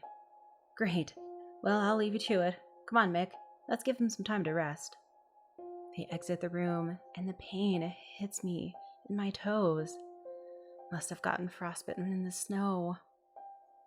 As soon as their voices are gone in the hall, I raise my behind enough to get a finger to search it. I touch the rolled up slip of paper and decide to leave it where it is. Sure, it's gross, but if I had left it in my pants pocket, the doc would have taken it, I'm sure. I stare at the ceiling tiles and try to pass the time by counting the flecks of black amongst the white and gray. 1,364. I count again. 1,403. Eventually, the doctor comes back and deems me well enough to leave. So I sign the papers, get dressed, and get the hell out of there. Luckily, there's a bus stop right outside the hospital. I take the 15 to the west side of town. I'm not going home. As I walk down Emerson Street, I feel eyes on my back. I turn around. Nobody. I trudge along the path I used to travel so often in my youth. I went to school near here. I'd walk the street to go home in the afternoon. Sometimes I just stop and stare at the grass between the sidewalk and the road, feel the sun on my back, defrosting me cell by cell. But this time I can't stop. There's no time. There's also no sun. I open the door to the dollar store grab a basket, and pile it with scissors, twine, and a pair of black and red gloves. I was pushed for time, so I couldn't get anything else, but this would do. I make my way down the street. I pass the school and almost pause, but something stops me. My own subconscious, probably. The sidewalk ends and transfers to forest, so I know I'm close. As I walk through the dense trees, I keep my eyes open for any hint of footprints or broken twigs. When I'm satisfied, I drop my trousers and bend over. I unfold it for the second time. This time, I can control my voice, but a pair of tears leak from my burning eyes. It whispers my name. It caresses my skin. It taunts me. I fold it back up and put it in my pants pocket. Once I reach the rock surface, I look up at it. The height makes me queasy, but I put my foot between two rocks and boost myself up. An hour later, and I've only made it halfway to the top. The sweat drips from my forehead, and I watch it plummet all the way down. I count in my head as it falls. 16 seconds. The jacket I'm wearing is restricting me and making my skin swelter. Who knew it would be so hot in a place so cold? I reach a section in the rock that has no visible footholds. I look around desperately. I see across the rock face, about 20 feet to my left, there's a small ledge. I try to climb across to get to it, so maybe I can rest for a second. I reach, grab, place a foot, transfer weight. Reach, grab, try not to fall. Find a foothold, plant a foot, and transfer my weight. I'm about 3 feet above the ledge, and about 6 feet horizontally away. There's no more footholds I can step in. Only a little ledge, about an inch deep, that my hands are holding onto. I'm going to have to climb using just that. I shuffle my feet free and feel the pressure in my hands immediately. The pressure is too much. I feel my grip weakening. I reach my feet blindly for the foothold, but my hands give up. I'm falling. I count in slow motion. 1, 2, 3, 4, 5, 6, 7, 8, 9, 10, 11, 12, 13, 14, 15. I squint my eyes, and my thoughts flash before my face. I can't think. I'm just focused on hitting the ground. 16, 17, 18. Confused, I open my eyes and no longer see a ground. There's no rock face. There's only me and emptiness filled with light. I close my eyes again. When I open them, I feel myself falling again. I feel the ground jolt my boots, and I try to bend my knee to brace myself. Somehow my fall was broken. I look around. I see the tops of the trees in the distance, and I see the rock face. But now I'm at the top. I don't question it too much. They're a strange group. They can do weird shit like this all the time. As I scan the horizon, I see the destination. As the sun dips lower in the sky, I waste no time. I check my watch. I begin to run. After a while, I stop to rest. 7:49. Damn. Sunset is less than an hour away. I have no choice. I run. 8, 8:15, 8:30. I can't do it. I'm winded and there's less than 30 minutes until I die. I sprint as hard as I can. I push through the pain. My feet are in so much pain, I just disregard them. My mind goes into a state of meditation. I'm aware. I see it all. The world, the town, my house, my family, my bed, home. As light fades quickly, I began to see a glint of ash through the trees. I scramble my last bits of energy together and to double the speed of my bounds. I collapse on the floor next to the structure. dusk is making everything much harder to see through my tired, weary, and strained eyes. I feel their presence. I feel 1,000 needles graze my lower legs, barely pressing hard enough to draw blood. A series of clicks pierce my eardrums. I feel a warm trickle down my ear and jaw. I force my eyes open one more time to catch a glimpse of them. It holds a sharpened blade, resembling a scalpel, and slices into the front right side of my pelvis. At first, I don't react. The blade is so sharp. I scream in agony as it removes a chunk of my thigh, taking with it the scrap of cloth previously belonging to my trousers. I watch as it throws my leg to the side and scurries away on the thousands of needle-sharp legs with the pocket that contains the fate of the world. The creature unfolds the paper, and I watch as one of its eyes swivels back to me. I see what can only be described as a grin. It rushes back to me at an unfathomable speed and stares into my soul. It carves its signature into my forehead in a split second and steals one of my eyes. It makes clicking sounds, and I see him again. He's laying on the ground, sliding towards me as if being pulled by an invisible rope. His body comes within 3 feet of me, and it begins to float. It slowly rotates so we're face to face, one corpse floating over another. The creature makes a clicking noise once more, and the building next to me sinks into the ground. The top of the building is covered in leaves and trees, and even has a few birds chirping in the branches of the trees. As soon as the building clicks into the ground, the corpse above me collapses. When the police find me, I try to call out, but I can't move any part of my body. The sheriff takes one whiff and almost gags. I hear him shout into the distant breeze at another police officer. I can't hear much with my eardrums damaged, but I do hear dead bodies, and I think they must be talking about him. But he said bodies. Another hour passes, and a CSI van pulls up and begins taking pictures of me. I try to scream, tell them to stop. I'm alive! But they keep taking pictures and placing little yellow tabs around the ground.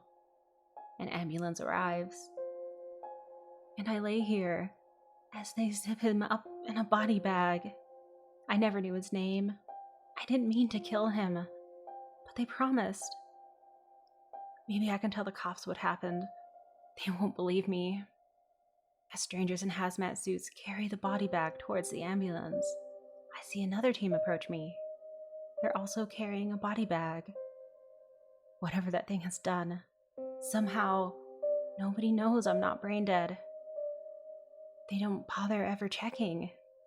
The worst part is, even though they told me to never tell anybody about this, I showed my son the paper. He's gonna follow in my footsteps, and there's nothing I can do to stop him.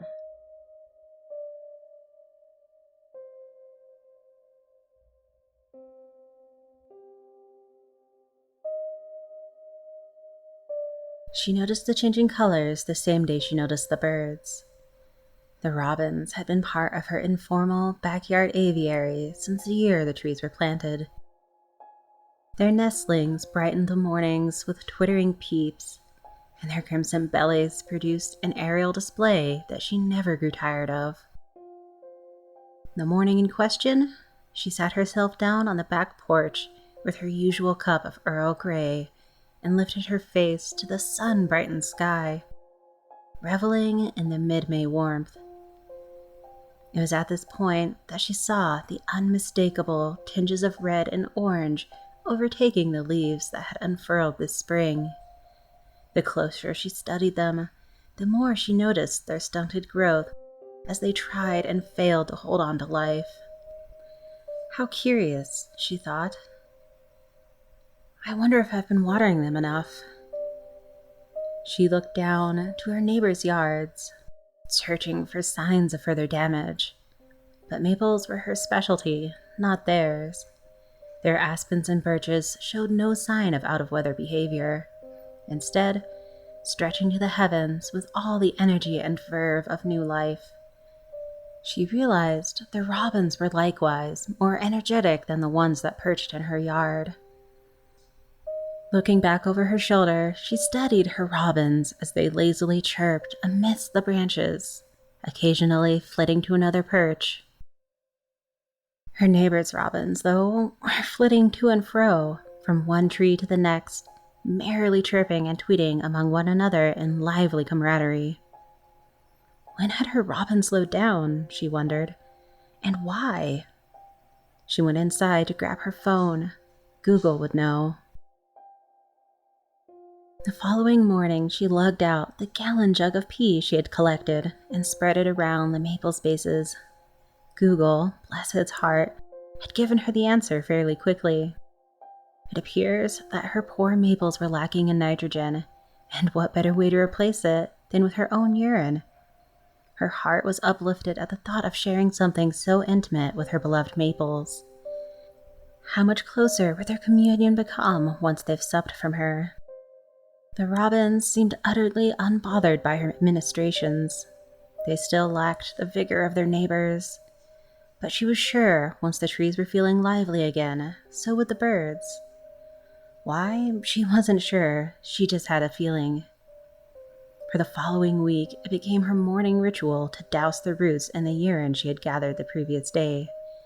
Each time she swore she felt the earth shift beneath her, as though trying to swallow her into it. This didn't scare her, though. Quite the opposite, in fact. It delighted her. On the 7th day of her new sustenance routine, the earth erupted. Once the first drop touched the ground, a fuzzy tendril popped through the soil, followed by dozens and then hundreds more.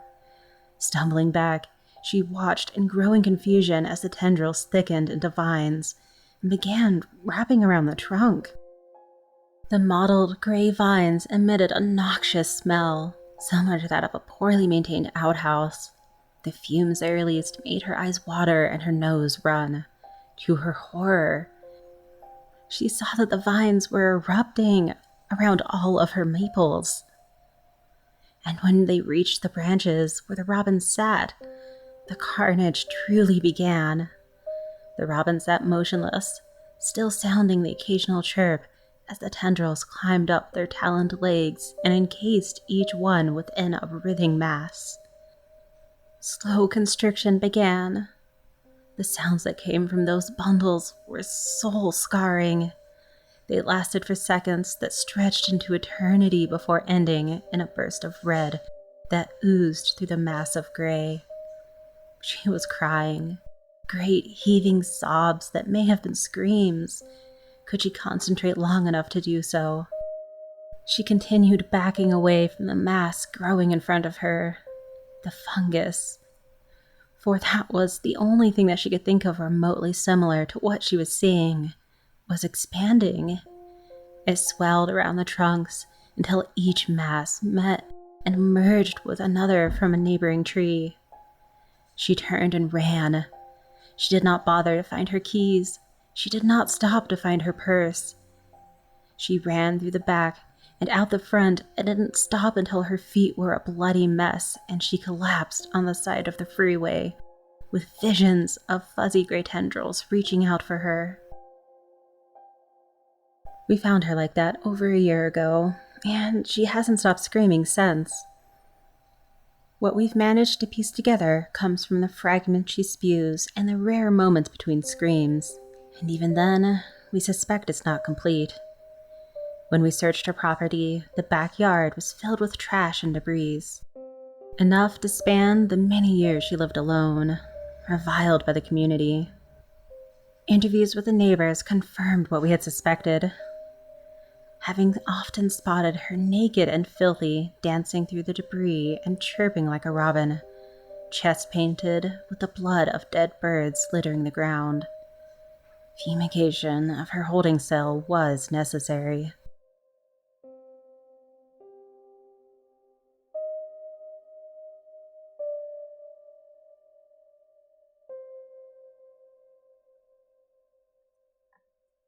Joe had a restless night. His blonde hair was stuck to his head with the sweat of his nightmare-filled sleep. He had dreamt that grotesque creatures had come to his lumberjack work camp. They had come to the camp and killed everyone. Then they had left, leaving skin, bone, organs, and streams of crimson blood in their wake. He'd been having the nightmares since arriving at the work camp and hearing the tales from the local people down at the village down the hill. The tale said that a group of people were taken from the nearby village into the woods and then executed by a firing squad, and then buried deep in the woods in an unmarked mass grave. It was told in the tales that the shrieks of dying animals could be heard from the forest soon after. Since he wouldn't be getting any more sleep, he decided to get up for coffee and wait for the workday to start. Bill and Gary came into the cafeteria to find Joe already sitting there drinking coffee. "So how's your wife doing with the baby, Bill?" Joe asked him. "Oh, she's fine. I hope I get back in time for the birth." "Yeah, how's Colorado been lately?" Joe asked Bill. "It's been good. The old mall has opened up again. How's Karen been?" "She's been quite ill, but she's supposed to be better now, so I can't wait to get back. Also, I need to go into town to the depot to deliver lumber. I'm going to be in town all day, so do you want me to bring any DVDs back?" announced Gary. "Yeah, sure, but not a horror. I'm more in the mood for a comedy," said Joe. "Okay then. Wait, are you sure I can't go? I don't want to go into the woods today," said Joe. "Why? Have you been having those nightmares again?"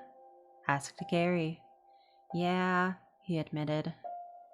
"Sorry, but I can't let you drive the forklift, since you don't have a license." "Fine," Joe huffed. "Don't we need to bring Steve for training?" asked Bill. "Oh yeah," replied Joe. After breakfast, they headed to the forest in the pickup with Steve. "Right here's the pine trees we'll need to cut down. Do you want to start working over that way with Steve?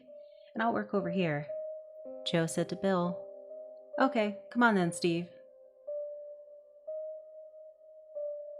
Near midnight, after dark, Bill suddenly heard an ear-splitting screech, and after running to it, he found Joe sitting on the ground clutching his leg, which had been caught in a bear trap.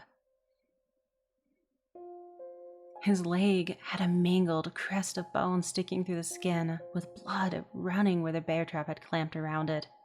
"Oh, Christ," murmured Bill, and he turned to yell to Steve for help when another ear-splitting screech split the night. "How many bloody things are there?" thought Bill before realizing that the scream was rapidly fading. After running after whatever was dragging Steve for what felt like an hour, but probably was only a minute, the screams faded to silence when yet another scream was heard. Realizing it was Joe, Bill ran back to find Joe sitting there with the bear trap stuck deeper in his leg. "Don't try to take it out by yourself again, mate," said Bill. "You don't say," Joe replied shakily. After an hour, they eventually managed to ease off the bear trap. They ran to the pickup, Bill helping Joe, and then Bill jumped in and urged Joe to get in. But Joe stood there in silence, staring at his nightmare. It had gray skin that looked like rain clouds that was clinging to a bony, slender frame as tall as a small pine tree, and fingers that were as long as an arm, tipped with razor-sharp nails like blades. It had tattered clothing with a limp, golden star sewed onto its chest, symbolizing this monstrosity had once been a good person. And under its clothing you could see its bones, under its pale flesh. But the worst part was the face. An ever-screaming mouth, cursed to be eternally silent with almost translucent skin stretched taut over it, and eyes that had no pupils and were unseeing, pale and bloodshot. It lunged at the pickup and tore the roof off, then grabbed Bill and flung him about 30 feet into the woods, where he hit a tree trunk with a loud thwack. He didn't get up. Joe stumbled away randomly into the woods, away from the path, just as more of the creatures appeared from the trees around him. It had been almost 2 hours until Joe found the path again. Then he stumbled along it, at an as inconsistent pace as his mangled leg could manage. He was certain that he had lost them now, as their footsteps had faded away long ago. It was almost sunrise when he finally saw the camp, and Gary's Jeep was just arriving. Urged on, Joe ran as fast as his leg would allow him. When they came out from the trees around him, his screams were never heard. After returning to the camp, the first thing Gary noticed was the missing pickup truck. Wouldn't they be back already? He thought to himself. He tried Bill's phone. No answer. Joe's phone. No answer. Oh well, the reception is really bad anyway in the woods. I'll wait till tonight, and if they're not back, I'll go and see if their pickup's broken down, he thought to himself. That night, he entered the woods.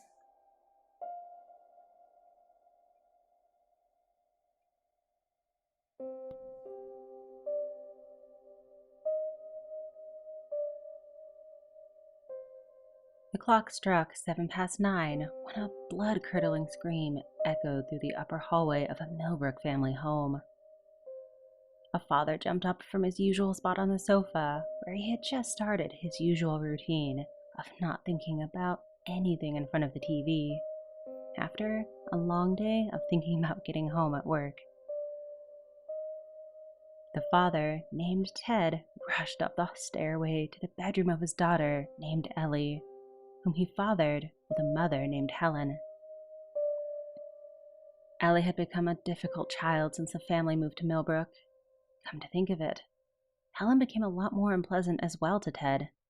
Ted didn't come to think of it, with his attention focused solely on avoiding Ellie's toys littered on the dim stairs. Not that he sought out other times to think of it either. His mother had shown a poor teacher on the subject of sharing emotions, and Ted's father had shown a poor example of how to be in the general vicinity of one's own children. So then, quite logically, Ted had grown to become a man who found the comfort of his sofa and his arguably mild case of post-labor exhaustion enough of an excuse not to seek to bridge the growing tear in his relationship he was far too well aware of. Even the slightest show of care might have proven enough to prevent a Millbrook family from being swallowed whole. But Ted didn't deal with unpleasant prospects well. Where Ted never faltered, though, was an unmistakable and unconditional sense of fatherhood. If there was ever a peak male form in moments like this, it just might have been that of a Millbrook man named Ted. His otherwise slouchy, slightly saggy, and severely sedentary body managed to reach speeds that would put any man to shame. After all, it was 8 past his daughter's bedtime, and this was not an acceptable time for a blood-curdling scream. When Ted threw open the purple door to his daughter's bedroom, he found her in none of the situations that would justify screams this alarming. He found her, in fact, entirely alive and perfectly healthy by any standards of visual inspection. Ted had gone into fatherhood, being told left and right about the difficulties and mental toll of raising a child. Someone, Ted thought often, should have at least notified him about how unnecessarily childish some children could be. Ted suppressed a flash of frustration as he stared at his daughter, who now, for no specific reason, decided to thrash around in her bed. A bed otherwise perfectly good for sleeping. She demanded a story, and not an interesting story, or at least one Ted hadn't already read to her 100 times. No, a story about a princess, or maybe one about a blue frog that sparkled when it croaked. She hadn't decided yet. Ted sat down at the edge of her bed with a sigh as he watched her skip across the room to her bookshelf. "Daddy, a new book!" "Oh, thank you, thank you!" She pushed the book into his hands and hugged him. Ted glanced around Allie's tiny frame and saw a rather raggedy-looking cover. Its black cover carried the title, The Backwards Book, in its center, white letters that seemed to fade around the edges, giving it almost the appearance of glowing, but not quite. Ted frowned for a few seconds and guided Ellie under the covers. This was not the first time that Helen had brought home some odd trinkets from one of her second-hand store strolls, and so Ted defaulted to his habit of not really caring enough to bother questioning things. The first pages of the book were empty, but unlike its cover, the inside seemed brand new. Bright white, untouched pages. "Daddy," Ellie whined. Ted flipped through some more pages as his daughter's tiny feet started to pitter-patter against his back in a rather annoying fashion. "Go pick another book, doll," Ted lamely breathed out. "This one's empty." His thumb brushed the edges of the pages as he flipped through the entire book. Ted was already halfway in a standing position when he reached the last page and saw something. His buttocks still floating indecisively a few inches over Ellie's bed. Ted flipped back to find the page again. "To start, find the end?" it said. Ted dropped his buttocks down on the bed, missing one of Ellie's tiny feet just barely. Her objections went unheard as her father's thumbs worked their way around the pages. As if appearing out of nowhere, he found another page he must have missed. This one just read, "They ran, too late they ran, for to run away is to run towards the backwards man." Entirely inappropriate for a children's book. Entirely inappropriate for a book for any demographic Ted could think of, come to think of it. Images of strange folk danced through Ted's mind for a few seconds. Unkempt folk with wild hair and little concept of personal space and or hygiene. Out-of-the-box thinkers, as one would call them. At any rate, Ted could only imagine the kind of crowd he wouldn't wish to spend a minute with. What normal person would buy a book with just 2 printed pages in it, all the way at the end? One of the oddballs in Ted's mind instantly grew the face of his wife, who, he realized, did actually buy such a book. A child screeched and thundered her soft pink fists on the bed behind Ted. It took him a second to let go of the image of his wife, now drinking cheap beer in the back of a minivan, as 12 of her best but least washed friends danced around a fire, before he recognized the little, loud human as that of his own making. With Ted's curiosity entirely piqued, he managed only to murmur a few words halfway between an apology and an excuse before he started flipping pages again. "Just, honey, wait. Daddy's going to..." He flipped back to the page previous to the last one. A second. The last 2 words nearly fell out of Ted's gaping mouth. Perhaps it was the crudely drawn image of a child laying at the bottom of a flight of stairs that took Ted by surprise. Or perhaps what Ted found hard to process was that it seemed as if a new page kept appearing previous to the last page as he flipped. Surely he could not have missed all 3 pages as he flipped through the book the first time. Ted flipped 1 page back. Once again, an image, as if appearing out of nothing. A child throwing her tiny, unsocked feet down a flight of stairs. A dark, awkward figure drawn frantically right behind it. Another child was shoving her feet in Ted's chubby side at the same time. Ted, however, didn't seem to have enough blood in his body left to feel it.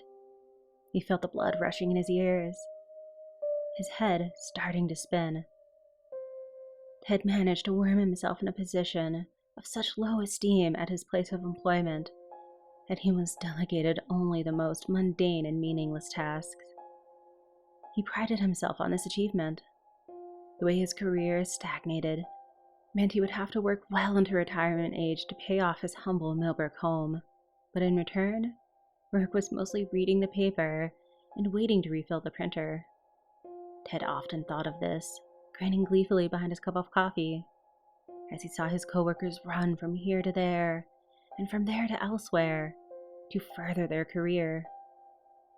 But in a moment like this, Ted felt a sting of regret for being so wholly unable to comprehend something out of his comfort zone, due to being wholly unsatisfied with staying in it.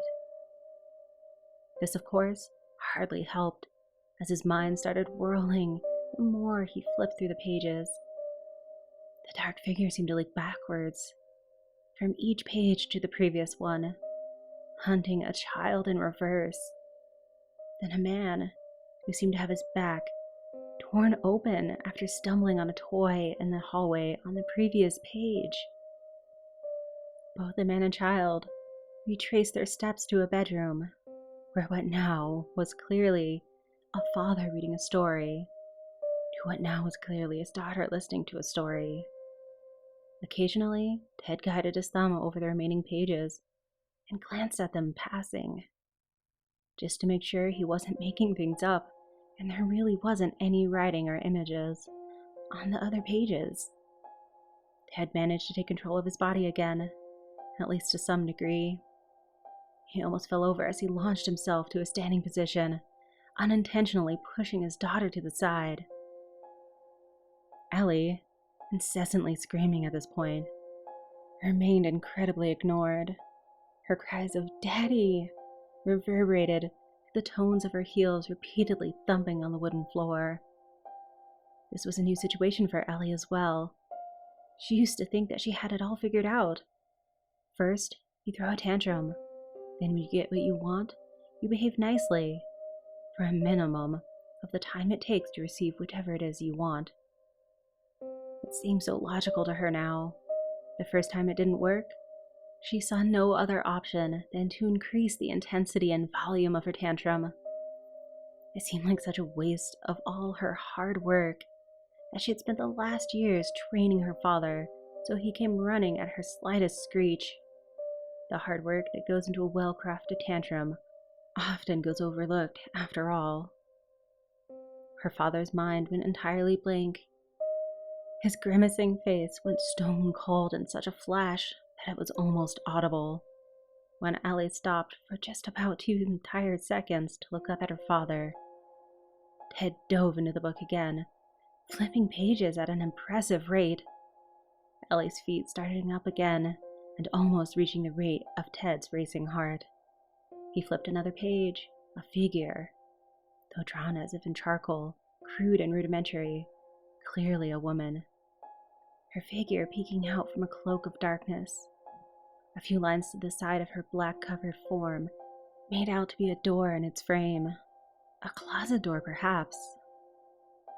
It was at this point that Ted heard a creaking mere feet to his left. Ted clenched his jaw as he inhaled sharply, the hairs on his back standing up as his eyes opened wide. The closet door creaked, no doubt about it. He threw another look at the page and swore he could recognize his wife's face in the figure. The room was dead quiet now. Even Ellie's sobbing seemed to stop on a moment's notice. Ted turned his head towards her and made a mental note. For the first time in his life, Ted wondered if his soft treatment of her had taught her to fake tears to get her way. But Ellie wasn't paying attention to her father, and so hadn't noticed him noticing her trickery. Her eyes were fixed on the closet door. And as Ted realized this, any thought of his daughter faded once more. His wife was in there, surely. Perhaps he was in over his head and it was all a coincidence. The door creaked and opened just a tiny bit. He could swear he heard muffling. Ted leaped across the room and swung the door open, throwing the book aside. Ted surely was at his best when his family was in danger. A peak example of male prowess. Protection as his single purpose, the speed of a gazelle. Though, as often the case, the mental capacity of a frog. Or perhaps a slug. Something slimy and unlikable at any rate. In all the commotion, Ellie glanced down at the heavy object thrown between her legs. If one Millbrook man had only taken one more second to flip one more page, there wouldn't have been one Millbrook child staring confusedly at a page of a woman cloaked in the darkness of a closet which looked a lot like hers. The door of this new page now open, enough to uncover a second figure behind the woman. A man of sorts, in a way, at least somewhat shaped like a man, assembling all the parts that make up a man, though very unlike any man Ellie had ever seen. Sitting with his spiny, rounded back towards the door, his ribs and his bony hips nearly piercing through his skin. Thin streaks of black hair, long enough to almost touch the ground. Limbs, frail-looking, but upsettingly long, folded along the sides of the figure, aside from one hand twisted inhumanely and placed on the head of a dead Millbrook wife's head, keeping it upright. The man's head hanging backwards, down his back, as if his exposed, curved neck was broken or boneless. Thin lips spread grinning above his sharp, white eyes and veiny pale skin. An image that brought up all sorts of feelings of dislike in little Ellie. An ugly, unhappy image. Unacceptably unfit for her perfectly pink bedroom, with princess purple doors. Another page flipped in the commotion. The last page, or the first, depending on perspective. As all things, both Ted and Ellie were too occupied to see the page. Ted trying his best to find his knees as he came face to face with his wife's body, and the unlikely figure holding her head. Ellie in turn leaping from the bed and out of the door with screams of pure terror. It was at this moment that Ted's mind came up to speed and managed to put things together as the unwelcome guest's twisted limbs unfolded before him. The backwards man, Ted murmured as the hunt began.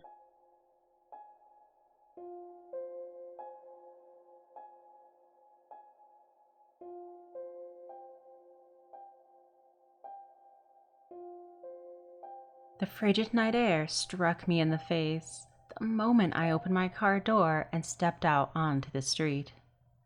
10:35 p.m. Hey, you're not going to get too cold, are you? My boyfriend Logan asks as he takes my hand. I'll be fine, just going to shiver a bit. I respond back.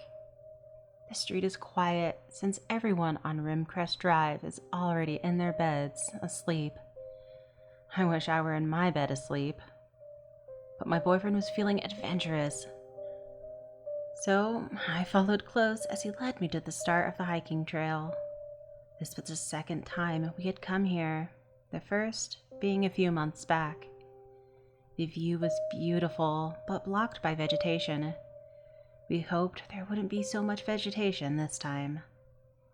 As we walked slowly up the hill towards the lookout spot, we were fully enveloped in a cloud. Visibility was low, and the cold clung to my body. I shivered. My steps slowed, and the only thing I could really see was whatever Logan's phone flashlight lit up in the darkness. A chill ran up my spine as I peered into the darkness. The cloud seemed so peculiar to me. how it sat there at the bottom of the hillside, as if trying to conceal something, as if something was hiding within. I quickly banished the thought, not needing to freak myself or Logan out any more than we already were. After about a minute of walking uphill, we broke through the cloud, and looking behind us, the sight was amazing. The way the fog was bound to that one particular area, so thick that you couldn't see the path we had just taken. And now the path ahead was clear, with the dark sky reaching out to us, beckoning us forward. By the time we reached the top of the hill, I felt a bit warmer. My heart was racing, mostly from being out of shape. I guess this was my exercise for the day. All right, the vegetation isn't too bad. We should get a pretty nice view, I hear my boyfriend say over the sound of my pounding heart. Yeah, definitely gotta work out more, I think to myself. Still hand in hand, my boyfriend led me down a second path right off the main one that would take us to the edge of the hill. The vegetation was towering over us, causing us to weave our way through. Hey, this seems like the setting of one of those horror stories you've been listening to. I called to Logan against my better judgment. I definitely didn't need to scare my boyfriend, especially one with a scared girlfriend. Shut up, he replies. He's been hooked on reading horror stories, even though he has frequent nightmares. I don't want to think about that right now. I'm not usually the type to scare easily, nor am I paranoid. But it's hard not to be when we're surrounded by darkness, unsure of whether we're really alone out here. Every few seconds, Logan shines his flashlight around, checking in front, beside, and behind us. Babe, could you quit flashing that light in my eyes? I exclaim after the third time. Sorry, I'm just looking around, and your eyes are in the way. He shoots back. Don't worry, there's nobody else here. I say, more to convince myself than to convince him. I know that. I'm mainly cautious of coyotes and other animals. Admit it, Logan, you're paranoid. I know I am. I'm really not. Come on, it's just up ahead. Logan pulls me along further as we reach the edge of the hill. The view of the town spread across the horizon, the city lights illuminating our faces. Words fail to describe how breathtaking the view was. I started to shiver again, so Logan wrapped his arms around me as we both admired the view. I could get used to this. I exhale. I turn away from the view to hug my boyfriend's warm body. But as I do, I notice something move in the distance. After yet another brief discussion in my head, I shrug it off as the wind and hug Logan tighter. You know, the view's over there. He chuckles as I stare at his face glowing in the moonlight. I know, but I don't care. I smile before kissing him. And in that moment, my feelings of tiredness and coldness melt away as nothing else matters here and now. Well, that was until we heard something moving in the brush behind us. We both snapped our heads in that direction, eyes wide. What was that? I ask as if he would know the answer. Don't know, but I think I'm ready to go. He grabs my hand, keeping his flashlight off so we can leave undetected. I decide not to argue. We slowly find our way back to the main path, peeking through the vegetation for the sight of an animal. Now, Logan is constantly checking behind, beside, and in front of us. Babe, I'm sure it's nothing. Besides, if it's an animal, don't we want to make noise to scare it off? I reason with him. I don't think it's an animal, he whispers. Oh, come on, don't be so paranoid. I'm just being cautious, that's all. His voice was cut off at the sound of a low growl to our immediate left. The brush is instantly illuminated by the phone light, but I couldn't see a thing. I hear Logan whisper, "Let's go, now." He didn't have to tell me twice. We ran as fast as our legs would go, back into the cloud. I ignored the biting cold and instead focused on not tripping. But I swear, I heard a third set of footsteps running past us on our left, although it sounded more like human footsteps than that of an animal. Logan stops abruptly. I slam into his back, thankfully not bringing us both to the ground. He keeps me behind him, and I can feel him trembling as I hold on to him. I peer over his shoulder slowly, and I could feel my blood run cold. 2 red eyes met my gaze, enclosed by the fog. I could just make out a silhouette. It looked neither human nor animal. It stood on 2 skinny legs, hunched over, staring menacingly at us. It blocked the path ahead. The only way to go was back, over the hill, out of the cloud. But there was nothing out there, no way to safety. What do we do? I whisper, probably not entirely audible. Logan shook his head. My fight or flight response was kicking in. I wanted to run, either towards the creature or away from it. But I couldn't move. My muscles tightened. My feet felt glued to the ground. What the hell do we do? The creature took a step toward us, but I still couldn't move. But that's when I noticed the fog was thinning, moving past the trail and further into the hillside. The fog had almost uncovered the creature when it retreated back into the hillside and shrouded once again in the cloud. We scanned the area around us, not moving until we were satisfied it was gone. "Come on," Logan commanded as he took my hand and launched me forward. We didn't stop running until we reached my car, back on Rimcrest Drive. Logan immediately entered the driver's seat upon unlocking the car. But I felt my body convulse as I threw up what little remained of my dinner onto the street. Then I wiped my face, entered the vehicle, and we drove off. That was the last time we ever went to Rimcrest. The last time we ever saw that beautiful view. Out of all the times Logan had been there, nothing like this had ever happened. And, at least for us, nothing like it would ever happen again. I've had nightmares for months. We both have. We can't fall asleep without being together, and we often wake each other up in the middle of the night in a cold sweat. During these months, I experienced sleep paralysis for the first time, seeing those bright red eyes hover over me, enshrouded in darkness. My therapist thought that maybe if I wrote it all out, got it out of my head and onto paper, that the nightmares would stop, that I could just let it out and not hold on to the memory anymore. I'm hoping it works.